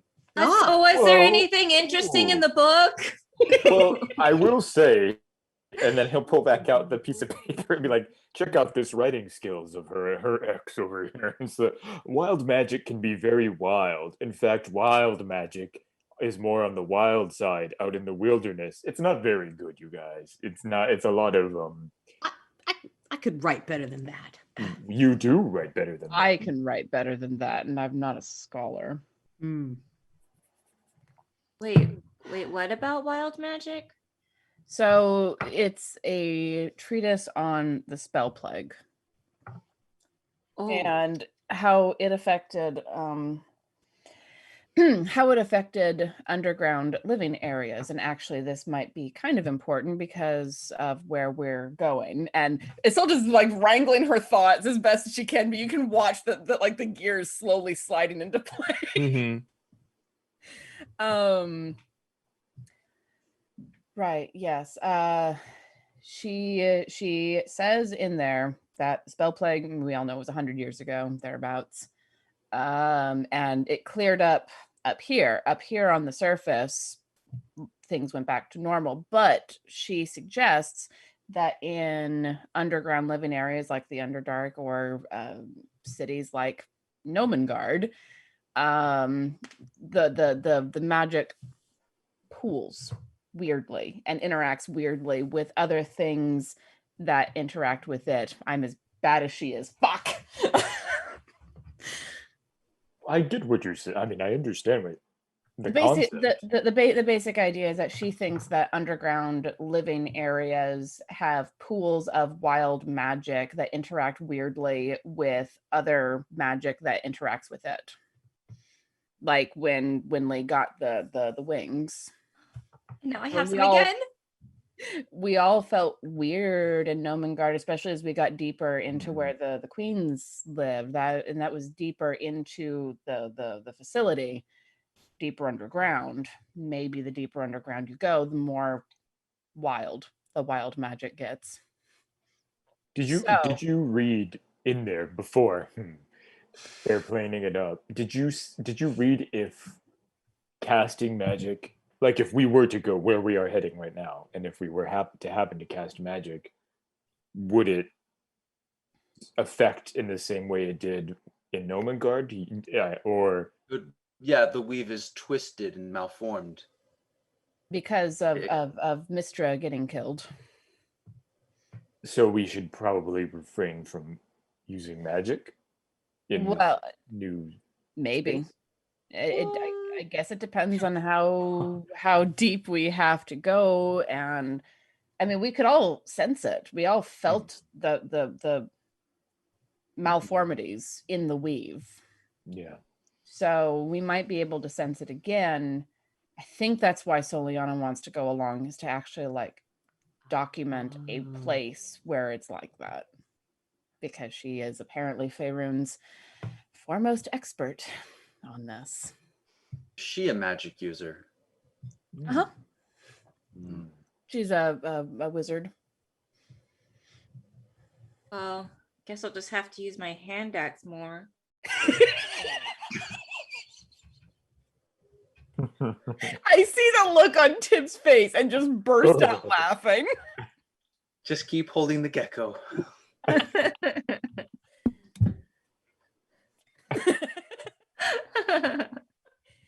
Oh, but yeah, that's what I was able to glean from the pages and pages and pages before the pages got turned into paper airplanes. There was a paper airplane battle down in the fishery. That was fun. Missed that. Oh. It was funny. Oh man, but not being able to use magic. Well, we could use magic in Nomengard. There were just side Yeah. effects. And it had to be, like, cantrips were fine if I recall correctly. Well, I'm out. Paladins don't get cantrips. Wonder. Oh man, I just bought some really, really cool crossbow bolts. Ugh. Uh-huh. And if we But- can't use magic, What'd you get? well, I got these ones. When you shoot them, they make a nice stream of color, and when they hit, poof, color. Pyrotechnics. Pretty. Oh. That sounds disorienting. If you're staring at it when it happens, pretty much. Ah, noted. Hmm. Well, but is it a crafted thing or is it a magic thing? Was it an artifice? Well, I mean, artificers. They're magic. That might get twisted too. Oh, maybe they'll just change colors. I'll have to do a little bit more research. You say. But anyway, that's what I found out from the couple hundred pages that she put into this bullshit. So nothing to help us, really. I mean, a warning. Knowing what we're walking into, that's worth something. That's worth it. That's worth it. That's not Well, nothing. Thank you for reading that for us. and send stuff a piece of cheese into my mouth very disgruntledly. Winley, how was shopping with Jack? Oh, it was great. Do you notice anything different? It's this Everyone's- breastplate. I got this yeah. Right, yeah. Oh, yeah. I was just I was letting Inqua look at it first. Yeah, you know. Yeah. Yeah. But in addition to this, I did put an order in for all of our uniforms because that was part of our contract, remember? So hopefully they will be delivered to us soon so we can have them as we set out Ooh. tomorrow, I assume. Well, that's exciting news. Yes. And they have Argent swords on them and stuff, right? You'll see. Oh. And she's just holding the gecko. Get studs on them and everything. Oh, it'd be great. Winley has gained an animal companion.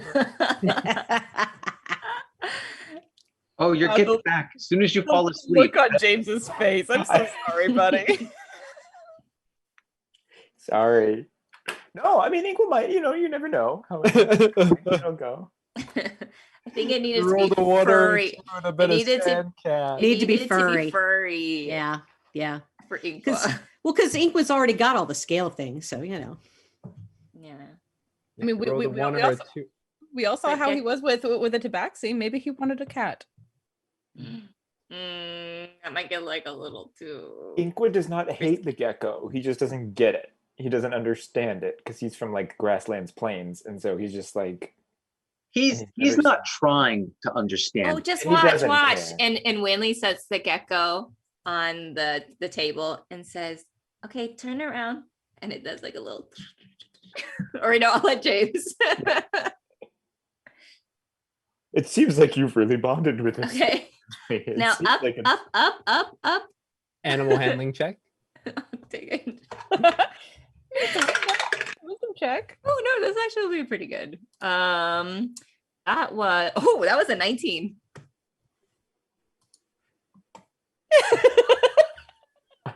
Okay, and play dead.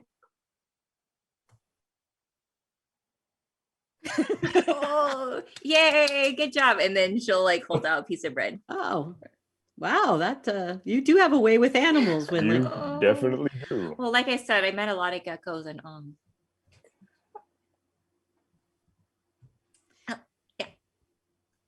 It's a gecko homage. James over here, not breaking character. Yeah. For our audio listeners, Yes, James is definitely a gecko right now. he's gecking up the joint. Yes. He's gecking up the joint. Oh, stars. Yeah, it's cute. It's cute. It's a thing. Yeah. Why aren't you offering me car insurance? Yeah, Julie made such a great comment earlier, and I didn't get it. As soon as the gecko popped up, oh, it's for insurance. I didn't get it. That's what that was. So Yes. good. Okay. Everybody's like going, what? Yeah, I don't. Yeah. We are not on our A game tonight, friends. Oh yeah, No, no. This sorry. is our Very A strange game. Yeah. It's a very Yay. strange one tonight. what Oh, are you talking about? Winley haggled and got Jack to pay for a lot of her breastplates. Yeah. Now, yeah. She see, just yeah. ordered some fabulous uniforms for everyone. And She we just got has to a write- pet now. We got to write a slide. Wait, what? Oh, Oh, I yeah, see. you did. Got Yeah. to ride down a slide. Moose Oh. brings up a very good point. Moose 2271. Inkula would naturally eat the gecko, and that's probably true. No. Why? I'm not going to, but I'm like he won't. He sees like how bonded Winley is with it, but It's a BB dragon. eat the It's not a dragon. It's a It's BB not a dragon. No, it's Gecko. not. Yes, No it- wings. There's no wings. Yeah, no wings. Let's a put the bear. butterfly wings on it. Then you Don't can. worry, I'll take care of that later. Oh, okay. There's You a can type get of Oh, more oh, and outfits. we're gonna have to levitate it too. That would be awesome. Okay. Well, no, that's the great. Chinese dragons don't have wings, and they're still dragons. Like So Komodo lions dragons? usually. Nah, worms. What are you talking about? Is it a Komodo dragon? Because Ink will change it. That would be a bit larger than a gecko. Yes, yeah, that is little bit bigger. And terrifying, yes. It's gonna eat a whole wild boar. Just don't mind me. Okay, the person with misophonia is gonna ask you to not do that again because that was an awful noise. Yeah. Oh, good times. Slimy Tove, James. Nana will does the remember gecko this. Count as the second dragon. It was in the Discount budget. dragon. I mean, you know, with 500 bits, you could walk down to PetSmart and grab yourself a gecko. Oh. Amazing. Okay. And so it's definitely like coming back to herself, drinking water, eating cheese and bread. Yeah. It'll take a bit. It'll Still a take a little bit. chilly. Luckily, it's only the afternoon, so probably by morning, she should be finding raring to go. Sleep it off. Is there anything anyone else would like to do during this afternoon, night? I have to go and finish some jewelry polishing. Yes. Thank you. I didn't know Sounds you like the could kids are do it. calling it these days too. Oh no. Jewelry polish.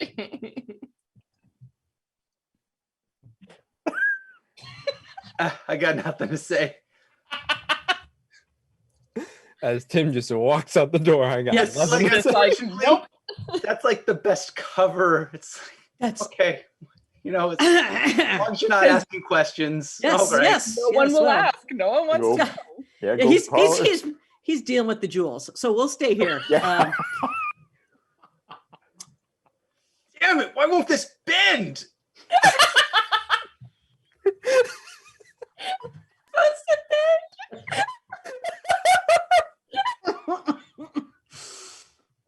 Oh, Sorry.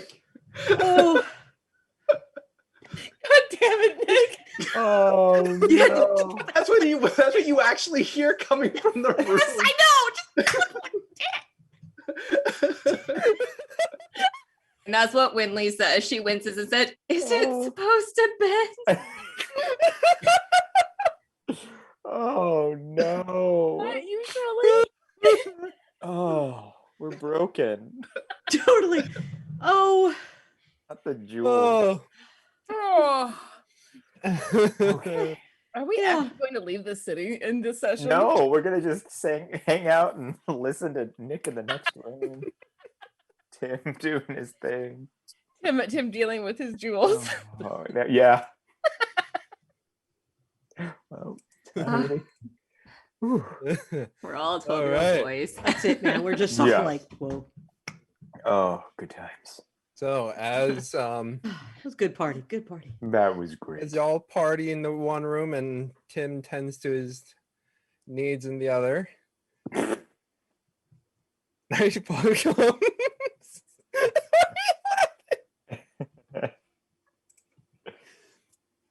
And that Um, comes. Yeah. So And, you and find- Winley will say to Inkla, maybe I Mhm. should just hold on to Geki here for the night. You've named him. He is yours. Oh, no, well, he's still well, okay. We'll just figure it out, okay? And she like bounces into the room and Yeah. for Night finds you all. Ah, As does sleep. No wayward dreams for anyone. Morning comes. Oh, it's depending how light you all went. I mean, like you already began in the afternoon, so let's say 6 o'clock rolls around. The sun just beginning to crest over the Sword Mountains. You hear a on your respective doors. So promptly rolls over and sticks a pillow over Yeah, her head. I'll get it, I'll 'cause- get it. Yeah, I'll get up. No? Mhm. You're gonna get it? Okay. Yeah. I'll stay in bed. So first at Tim's door, you see Jack. Are we ready to go? Shall we? You're up early. Yes. Oh, If okay. there's anything that gets my blood boiling, it is alcohol, women, and adventure. We're on the ladder, and that is the most rising of the three. Okay, I assume we have everything ready from the other night. So is Inqua up? Have to shake him? Yeah. Yeah. Yeah. All right, let me go check on your other friends. Who's that? Oh, Jack. Okay. Yeah, and Winley will groggily go to the door, put her sleep mask up. Yes. Winley, darling, the outfits are ready. The wagon is a go. Let's get going. You're so alert. Yes. Once the alcohol gets through and the adventure comes in, Jack is ready. Okay, I need a few minutes. Wait, where are they? Where are the uniforms? They're just outside. Oh, okay. So she, well, she wants to wear her uniform now, right? Oh, you wish to wear it now. Very good. You see a couple people walk in with some boxes. Okay, thank you. Can you deliver the other ones to the other room, please? They're already there. Meanwhile, Inqua, Tim, you just see two people open the door and bust in with boxes. I'm going to close it and then They lay it out for you and they stand at the ready.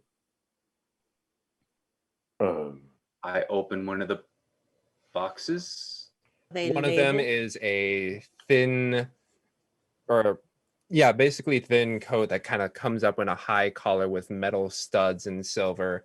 And you look at it, you look at your frame, you look at Inqua's frame, you look at Darkon's frame.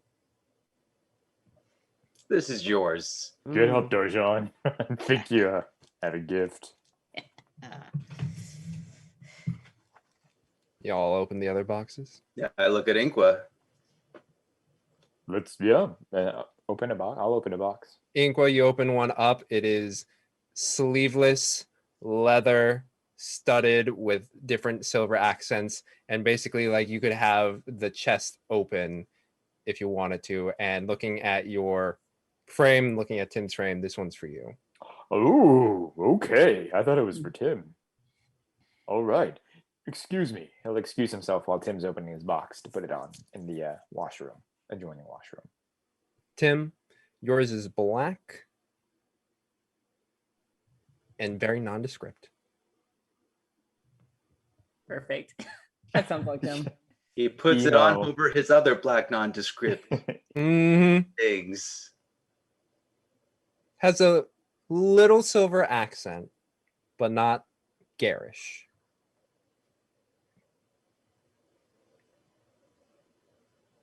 Meanwhile, on Winley's side, let me go back up to the one. Yeah, and Winley had rung the room service bell. This time she knew just to pull it once, and ordered some coffee. Coffee comes in as you are beginning to look through the boxes, and what you see is a silver leather top, no shoulders, and it looks like it can actually fit underneath the armor, but also protrude just enough to give a nice different accents. And as you put it on with the armor on top, the armor wasn't custom made for you, but with the addition of the leather piece underneath, it does fill it out a bit more and provide some more comfort. Meanwhile, you have silver leather pants and thigh-high black leather boots. Ooh. Yeah. And then Winley rushes, oh wait, I can't forget what I got yesterday. And she pulls out some small sunglasses, just like Jack's, but like small lenses. Small lenses. Very, they don't make it all black after all. Very 1970s John Lennon. And in the midst of all of this, I've rolled myself out of bed. I wake up pretty quickly, but I'm just like, yeah. And Winley had a cup of coffee ready for her. Oh, you are wonderful. Thank you. And sip the coffee a couple of times, put it down, and go and open my box. In your box is pure silver, leather, has a nice tunic. Also has the symbol of Larue, as usual, embossed, and a little half cape that just kind of is able to pin into your armor. So yeah, Silver with some black accents. cool. Nice. Good choices, Winley. Well, I told the tailor we wanted custom for each person. I'll start getting dressed and put on the armor, clip the cape into place, and like do a little twirl, like I've seen Winley do. You see the cape flare out just enough where it's not, again, it's not garish, but it adds a bit of flair. And she's like, oh wait. And earlier this morning, she fashioned some mini origami wings for Geki. And found like a little string to kind of like attach to them. And you like tie it around Geki and you just like Oh.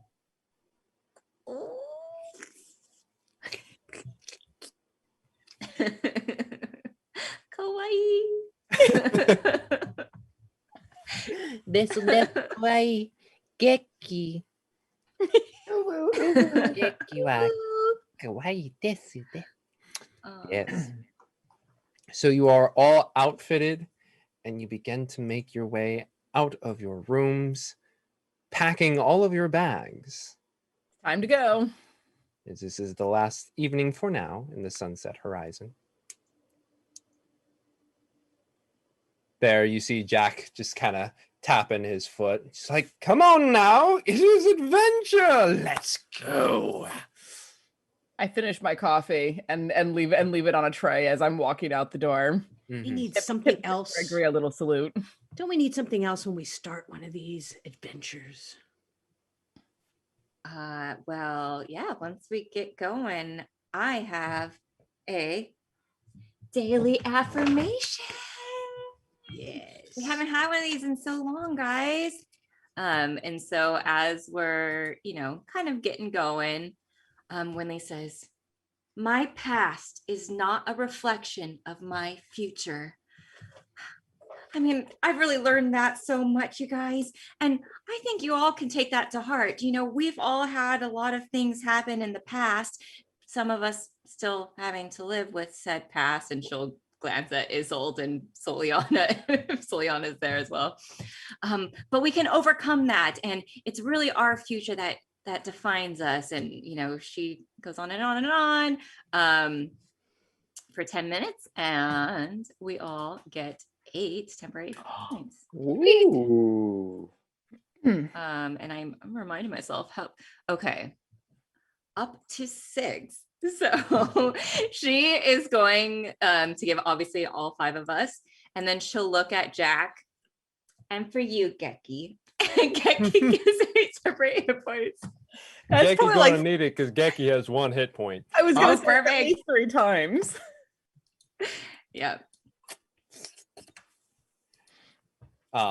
Yeah, and as you all are walking, you kind of just see Jack standing a little behind. It's like, why are you all walking? Oh, right. We have What? horses. Why would you ride a horse when you can ride in a carriage? What? Oh, we're doing that kind of adventure. We're glamping. Oh, you bougie, huh? No, this is great. Show us. Let's.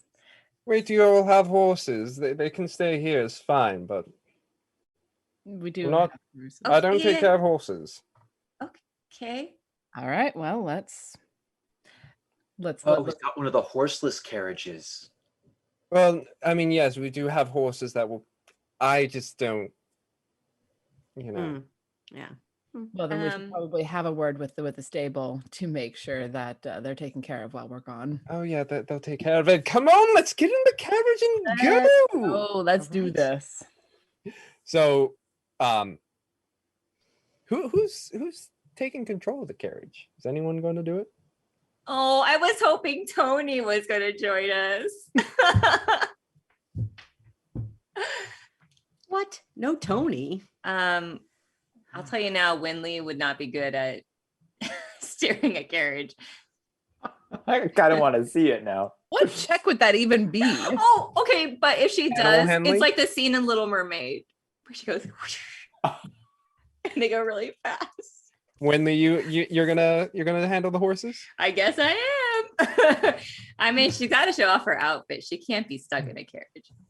Well, yeah, that is true. So you hop it up in front. Jack sits up in front with you. It's like, let's go. I see Winley picking up the reins and immediately grab the oh shit handle. Yeah, she'll do like the biggest one, just Roll like an a Little animal handling Mermaid. check. Oh gosh, again, okay. Oh, that's not. Oh well, it'll be okay. A 12. A 12.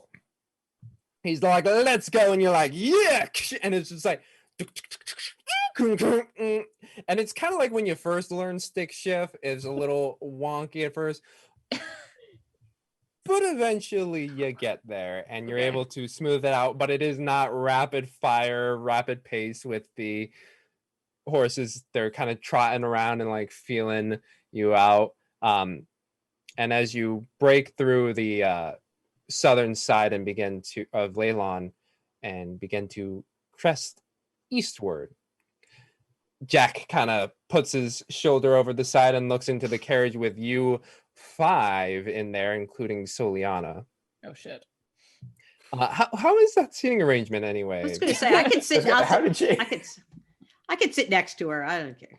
You know how carriages have like 2 benches facing each other? Yeah. If Soliana's over here, Isolde is way over here, like as far away as she could physically be while still being in the carriage. Mm-hmm. And you all are sitting there, and Soliana just kind of has her arms crossed and looks around and sees that Darjan is sitting next to her, and she's like, "So, how'd you all meet?" Dragon attack. Oh, cool. And so since we were the valiant people who were fighting the dragon, and we recognized each other as people that we could travel with, we became a group, and then we got named. Our group was named the Argent Sword. Oh. Kind of like your sword right now, Isolde. Silver sword. Mm-hmm. Yes, well, you know, she is one of us, and we are all together. And I look at her. Yeah. Well, that's cool to see Isolde making friends. Oh, how about you? Are you up to making friends? Oh no, not I mean, there are other monks at Candlekeep that are, you study around, but not much interaction, especially when you get into a particular study. It becomes much more of a solo journey. Well, you're not solo now. You're with a group. How are you going to deal with that? Oh, I mean, it is different, especially you going from, being surrounded by books to being surrounded by people. It's very interesting. Yeah. No, I like being in a bookstore with all the books, but then I need the people. Oh, yeah, no, totally understand that. I reverse for me, just get me Then around the books. Then how'd they pull you out here? How come you're here with us then? Oh, well, the books didn't provide everything I wanted, and I thought maybe going out and about, I could add to said books. Oh, you're an author. Researcher. Oh. And what's your next topic? Just whatever we do now, or? Oh, it's I don't know if Isolde showed you any of my book, but it's a continuing research of the spell plague. Happened hundreds. looks you over also as an elf. I'm like, Mhm. and she's like, "Oh, you might have been around at that time as well." But yeah, I believe that there's a possibility, while we don't see any effects here on the surface, that there may be some hidden pockets, particularly underground, that may have stuff. And I think So Ieirithymbul- go ahead. I was gonna say, if Inkwa is sitting across from Isolt, he's gonna when she starts talking about her thing, he's gonna kind of look at her and just be like, but trying not for her not to see. It's like, Yeah, and Isolt just smirks a little bit. does she notice? I created a character sheet for her. Kitty, a kitty, kitty cat, a kitty, kitty cat. Kitty. Meow. We're all like, kitty. Because there's Darjan next to her and you on the opposite side of that, she really can't see, but she does notice some smirks coming from Isolt, at which point she's just, well, yeah, you know, it's just what I like to do, read and look up things. So why come? I mean, you said you needed more than looking up things. So why this guy? Why this guy? Jack is like, I can hear you, but please do speak more about me. It fuels my fire. Narcissism. It feels your narcissism is the word you're looking for. Leans back over. Quite correct, darling. Well, Jack has many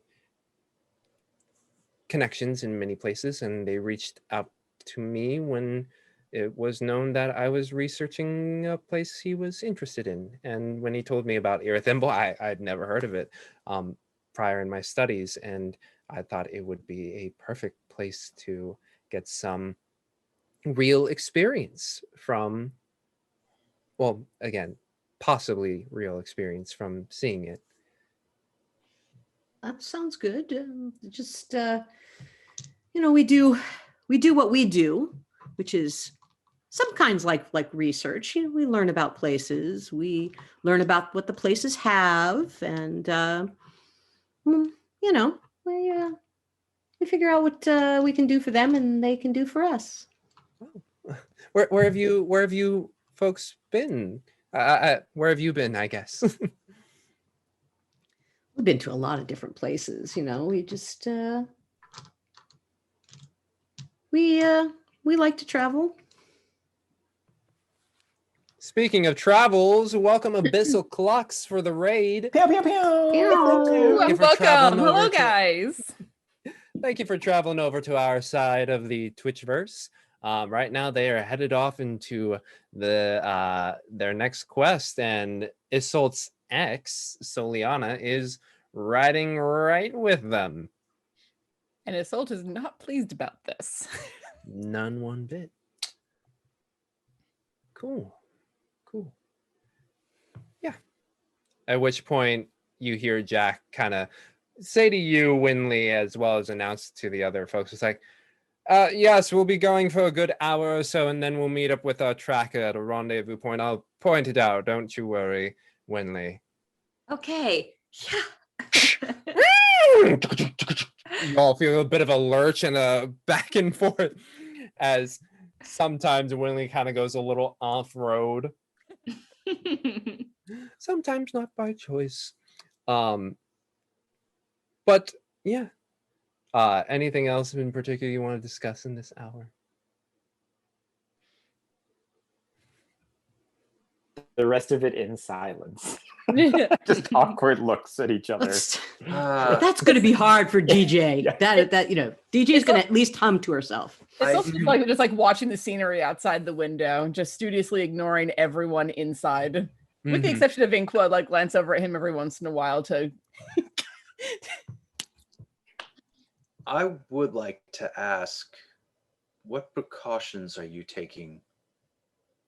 Well, if it is a place that is affected by the spell plague, I'd recommend not casting a higher levels of spells, like stronger spells. It can be a bit wonky. Don't touch things you don't know about.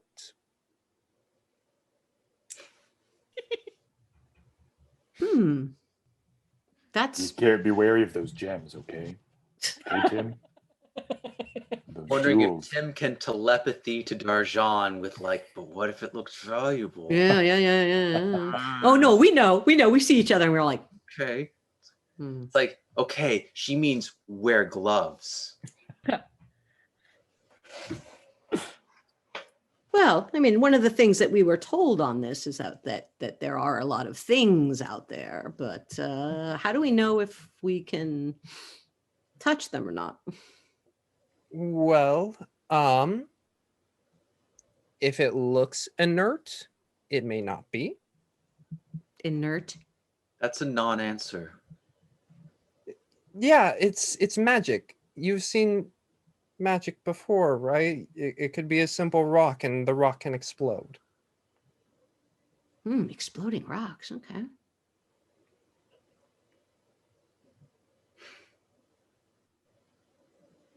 I mean, yeah.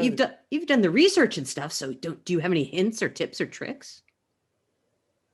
Well, it can be a little bit tricky if you are not well versed in the arcane.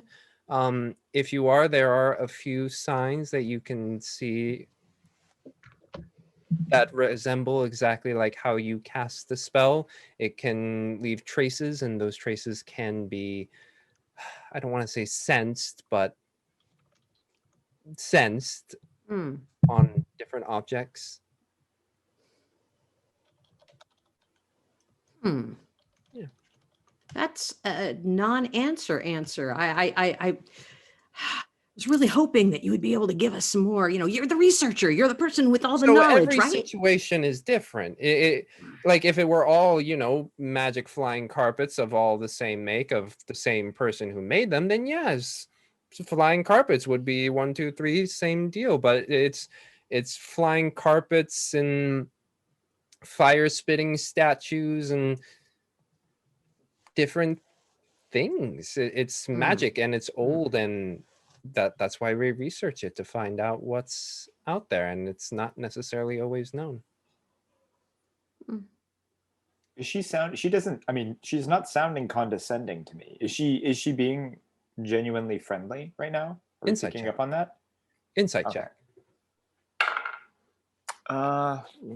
Oh, my insight's good. That's a 9 plus 5, so a 14. 14. You get the sense she's uncomfortable. Oh, okay. But it doesn't seem like she's being hostile. Okay. I mean, still riding with Isolde, but surprised that she's not more, in his mind, surprised that she's not more condescending or vapid like the book suggested. I was wondering about that a little bit because it sounds like, she's saying, she's a researcher, but I wasn't getting anything. Yeah, right. I mean, I've never been to the place before, and I've actually never been outside of Candlekeep. I mean, before I went to Candlekeep, I lived outside Candlekeep, and then you kind of cloister yourself within, and then a select few get to leave. So I am one of the select few. We're probably a little bit more versed in these sorts of things after Nomengard, I say, glancing over at DJ. Oh, you have experienced a place like what we're going to? That's what it seemed like. Tell me more. And at which point she kind of like pops a book from her side, and without her hand touching it, a quill kind of just flies out and begins to get ready to scribe. Oh, that's the college you chose. School, sorry, whatever. Order, semantics. Yeah. Do tell me more. How was this place? Twisty. You said you didn't want to use the word sense, but sense is really the best word to describe it. It was like what I would imagine the weave to feel like when it is twisted and corrupted. Interesting. And at that same time, as she's just looking at you, the quill is just scribing away. Mm-hmm. Oh, I recall there being images on the walls that were distorted as well. Mm-hmm. It was becoming physically manifest. Physically manifested. Okay. And was it like a warp? Was it a twist? Was it a pull, a stretch, a squash? What was it? Those are all synonyms. Well, no, warping is like kind of twisting, and then there's Twisting pulling and pushing. Twisting. I feel like it Twisting. felt like like a twist or a warp or A twisted warp, yeah. something like that. That's the feelings. And Yes. it felt like that on the inside. And we saw manifestations of side effects. Ooh, do tell. What kind of side effects? So are you going to engage, Isolt? I Yeah, just look at her like, Same. I'm just not really like looking at Cillian, just sitting back, arms crossed. But I mean, this is something that I know about, so I'm talking. One of our party members manifested butterfly wings. That worked. Ooh, that's new. Winley hears butterfly wings. That was me.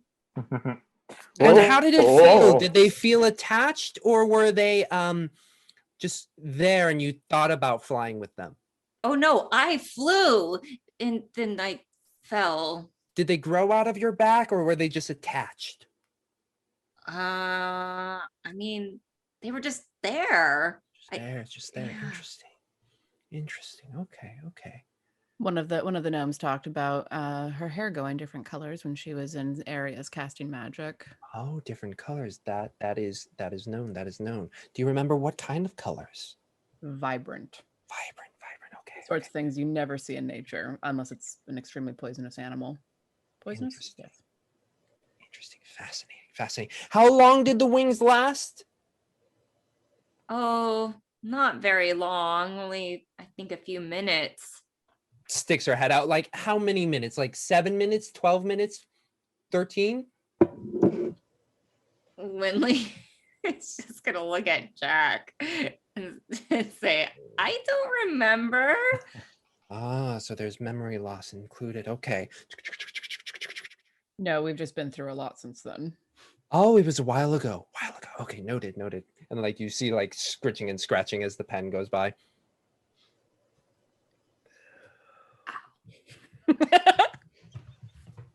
Sorry, we're all reacting to a joke that Nick put in the chat. The worst one I could think of. By. Anyway. But yeah, it was a weird place, and it got weirder the deeper we went. Would you say it was wild? Oh yes. And Interesting. hearing her say wild, Inklin's gonna just kind of Yeah, Isolde tries to keep a straight face, but as soon as she hears Inquin do that, she just because everyone's heard Inkling do his wild Do monologue. we all take Yes. a shot from our flasks? yes. Oh my god, yes. Yes. Would you say it's We wild? all just like toast. Yeah, everyone just, I love Yep. it. Yep. Winley puts it, and she's like, oh wait, no, I'm driving. She puts it back. Hmm. She's responsible. I'd say it was How she wild. drives. I would say it was wild. Yeah, I think it was wild. Was it wild? Well, Was it wildly I think it- wildernessly you know- wild? DJ, I think it was like on the wilder side of wild. Like it was kind of a like a But not vibe was wild. wild-ish. No, it was wild. Yeah. The entire time you just hear the pen scritching. And then you see wild written like 18 times. Now we'll know if she's plagiarizing us. Right? Wow, this was very, very helpful. That new side effect, thank you. Wow, Izzy, you have experienced so much. Wow. Oh, this is going to be fun. At first I was feeling really uncomfortable. I don't know if I told you, me and Izzy used to date before, and let's just say it did not. We all know. Oh, you all know? Okay, excellent. So, yeah, it did not end well. But we're here. We're going to be professional, and it's going to be fun. Well, then, if we're being professional, Soliana, it's Isolt, not Did I see Izzy. Izzy again? Mm-hmm. You see the book open up, and then you just Darjon, you see it writing like Isolt, Isolt, Isolt, Isolt, Isolt, Isolt, Isolt, Isolt. Okay. And Winley mumbles herself, yeah, only I get a color Izzy. And then the book closes, and the book itself also kind of just floats back as the quill just tips into a little side pocket. At which point Jack says, all right, let's Winley, just pull over right here. He should be joining us in a few. Oh, okay. Wait, why why are we going axe speaks? Yeah. Wait, she like Drift it. yeah. Winley, can I trade Leyland drift. Leyland drift. Drift. Horses stand firm. Meanwhile, you all feel in the cart the carriage just like, and like you almost like tip over into a little gully before it goes. Everyone like leans to one side. Yeah, we're like, Let's wait. Can we all do it for a clip? We have to do it for a clip. Everyone lean to your right on 3. 1, 2, 3. Oh wait.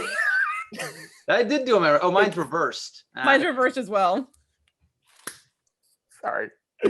doesn't matter. Doesn't matter. That's great. Oh, stars. At which point Jack hops off. It's like, all right, if everyone needs a break, you have been sitting for an hour or so. Get your stretches in. Use the bathroom. Isolt immediately pops the door open and is out. Mm-hmm. Winley, can I trade places with you? Oh, sure. Thank you. But I can't write backwards. Remember. So we The- might where- do some No, shuffling. where I was sitting, you should be fine. Okay. Cannot handle much of her. What's the area look like? Where are we? Are we in a wooded area? Are we in a field? Yeah, so right now you are basically more on the plainer side. And as you were watching Isolt, the sky is nice and blue, the clouds big, fluffy, cumulonimbus. It is a lovely day, and you can watch some birds drifting across the sky. Where you are parked right now is a nice little grove of trees that kind of percolate and not make a trail, but begin to reach into the lower reaches of the Sword Mountains. The way that Jack has had you head, Winley, is like pretty directly towards. You may have gone off-road quite soon. But it is a lovely day, and so far just sun is around good 10 o'clock in the sky. Just still the faintest smell of sea salt in the air. Haven't quite left the coast. Oh, time for some food. We're waiting for an hour. Oh no, not an hour. He'll be here soon. It was an hour outside of Leylon, but should be around here soon. Pretty sure this was the rendezvous point. You know, last time we talked about it, I may have been inebriated. No. Oh, Really? I'm gonna break out my kit and see if I can get a face on this gem. Okay. Are you proficient with jeweler's kits? I am not. Then just roll a d20, sir. I am simply seeing if I can, the original gems that we found, the smaller ones. I'm seeing if I can just put a polished face on one of them. 16. 16. It's interesting for you all, knowing how Tim works. Tends to be not a blunt instrument, but hasn't particularly shown himself off to be a delicate instrument. Working with this gem, you can just see the precise movements. And while it's foreign to you, Tim, it is coming out into a nice shine. Hold it up to DJ. Like, yeah. Hey, nice work. Well Put done, another Diller. angle on it. Hmm. Uh-oh. Wait, Nice what? and What was shiny. that? Another angle? Well done, Oh, yeah. Tiller. Nice and shiny. Oh, I heard "well done, brother," and I was like, "Wait, what? What is?" And as you all wait here in the sun, a good 10 minutes pass by before you hear rustling in the bushes nearby, and a figure pops out from the woods. They have a bow strapped across their back and a hood up, and they step forward, and Jack's like, oh, and there he is. I was not wrong, friends. Here is a guide. I found him way down south near Waterdeep. Oh god, I'm forgetting. Is some golden place. He's a lovely fellow. Would you say hello? At which point, the figure pulls back the hood, and you see an elf. Brown, shaggy hair, light green eyes, and copperish skin. Young-ish looking, but as with all elves, it's a little hard to tell. However, Inqua, very familiar to you. As eyes lock and he sees you, it's like, brother, how are you? Is it Arendelle? It's Haldir. What? Whoa. Inqua's gonna kind of drop everything, and then kind of with tears in his eyes, he's gonna approach him and then just like grip his arms, and then just like stand there for a second and just be like, "What? Like, where? Haldir, where did you come? Where have you been? What?" He's just dumbfounded. Oh, I gotta write a song about this. After you left, we continued to go about living near Waterdeep and traveling around and seeing what we can find. And, well, Lobelia and Arendelle, they have moved on. Together. Moved on. They're Oh. Sorry, I realize my humor still is. I know. I totally understand. Hold on, everyone. I want to. This is Haldir. This is my brother. We found each other after when we were just children and lived out in the forest together, and he bestowed me my name along with my other brother and sister. And this is Tim. This is Isolt. This is Winley. This is DJ. And then introduce them. Not so much the other two, but and like I know, and he again, if his personality hasn't changed, he's probably very shy. But he is going to like bring him and kind of push him into the group. Yeah, at which point he's like, oh, there's more people. And it's just like, Yeah. And shaking Winley his- bounds up and just takes his hand. Oh, it's so nice to meet you. Well, you have found yourself in interesting company, brother. These are wow. No, this is lovely to know that my little brother has met so many wonderful people, and you have met I guess our employer, Jack. Good to meet you all. At which point Jack comes over. Yes, boom. Oh dear, this guy. I don't know if you know Inqua. Knows how to hold his alcohol. Just knows. I think it's instinctual. Comparatively, I get smashed. Haldir just keeps fucking going, and Haldir's like, not really, no. He just holds it. Yes, and like sees Darjan is like, yes, I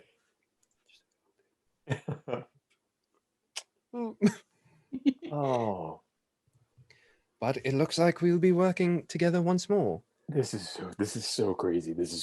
I can't believe that you're here right now. This is amazing. It's a small world. Yeah.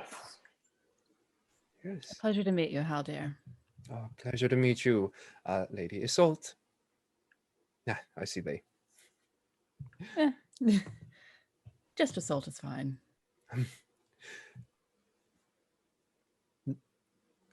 Certainly. And I'm Winley. Sorry, go ahead. And I'm Winley. And then she'll get in close. I hope you have embarrassing stories of Inko as a kid.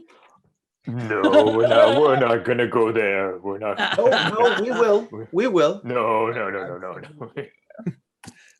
Well, one time, if you don't mind, brother, there was one time in which there was a squirrel family that we found in the little home, and well, Inqua wanted to keep them as a pet, but they didn't want to really leave. So what Inqua did was they would leave a trail of nuts all the way back to our camp, and he waited for days, and nary a sight of that squirrel family. Oh, that's the story? Yes. I understand my humor can be a little No, hard that's to grasp. that's Okay. Inqua. I mean, it's I do know I have a soft spot for animals. For How furry dare you? animals. Yes. Oh, you. And- Where's Bessie right now? Is she okay? So unfortunately, and he'll say this in Elvish, so whoever knows Elvish will understand, but he's just gonna say like, So only Winley does not oh, that's understand. right. But maybe- she heard well, Bessie, and so she's like, That's true. No, well, no, he will say it in Elvish just because like he's trying to keep it on the DL for the moment and forgetting that everyone else knows it except Winley. Just be like, she has left. She's left this plane. We had a run-in, and it really was hard. At which point, Haldir grabs you by the nape of the neck and just like presses forehead to forehead. And you all see just like a little bit of trace magic kind of just appearing in his hands. At which point, Inqua, you just smell lavender just kind of emanating upwards. I am sorry to hear that, brother. Thank you, brother.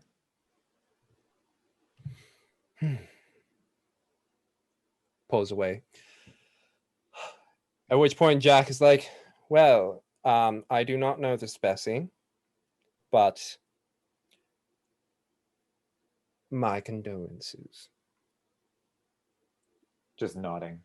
Oh my god, he speaks Elvish too. Is he saying it in Elvish? Is the question? Oh wait, that's a good point. He says it in common. Winley just kind of strokes the holy symbol that Inqua had made with, Bessie's hair braid as the cord. She is still here with us, brother. And then and seeing Winley doing that, we'll like reference the symbol with the braided mane hair and whatnot. So I see. May I quickly, just like pointing over to the holy symbol, Oh. may I? And he's like gesturing with his hand to you, Oh. Winley. Sure.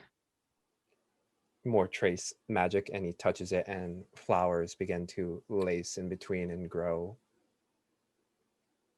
along it. I remember you like to put flowers in her hair, so Oh dear, you just, he's like kind of fighting back tears, but very appreciative. well. I don't mean to say. Shall we get going? At which point Jack is like, Absolutely. yes. Yes, and you need to tell me what you've been up to on the way there. Like I cannot believe you're all the way up here. This is mind-boggling. Many stories to tell, brother, but a cart ride, which my legs will be thankful for. When you get to my oh wait, you can't. Joke. Sorry. Oh, Yuma. All right, let's go. Oh, And hops in the cart. Jack is like, onward. Isolt, you are. I'm taking the seat up on the outside bench. Yeah, drive this crazy train. Roll an animal handling check for me, please. What is my animal handling? All right, that's a 16. 16. All right. Smooth going. Very nice and leisurely as you ride underneath the nice fluffy clouds in the sky with blue framing them, trees off to your southern side as you coast along, headed off to the gnome city of Ieirithymbul.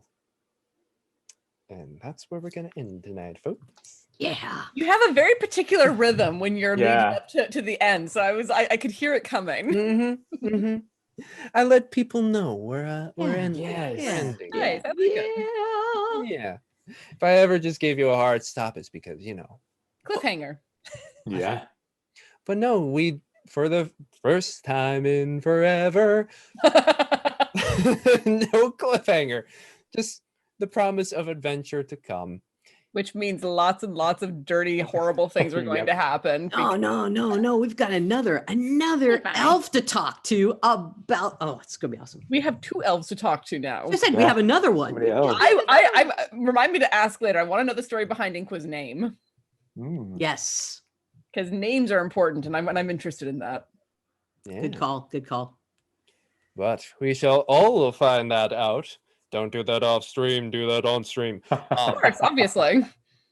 Vam. So yes, folks, we will be back next week, Monday, the 12th.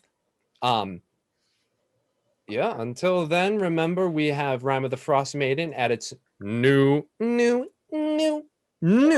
time at 12 p.m. Pacific Standard Time. We're moving from the 1 o'clock, so remember 12 p.m. Pacific Standard Time on Saturdays, and followed by that at the same old time, 6 p.m. Pacific Standard Time, Down Darker Trails, Call of Cthulhu Western game. Yes. Any other announcements? Nope. Okay, and I'm pretty sure I don't have any other here. Thank you to our patrons. Thank you to watchers on YouTube and here on Twitch.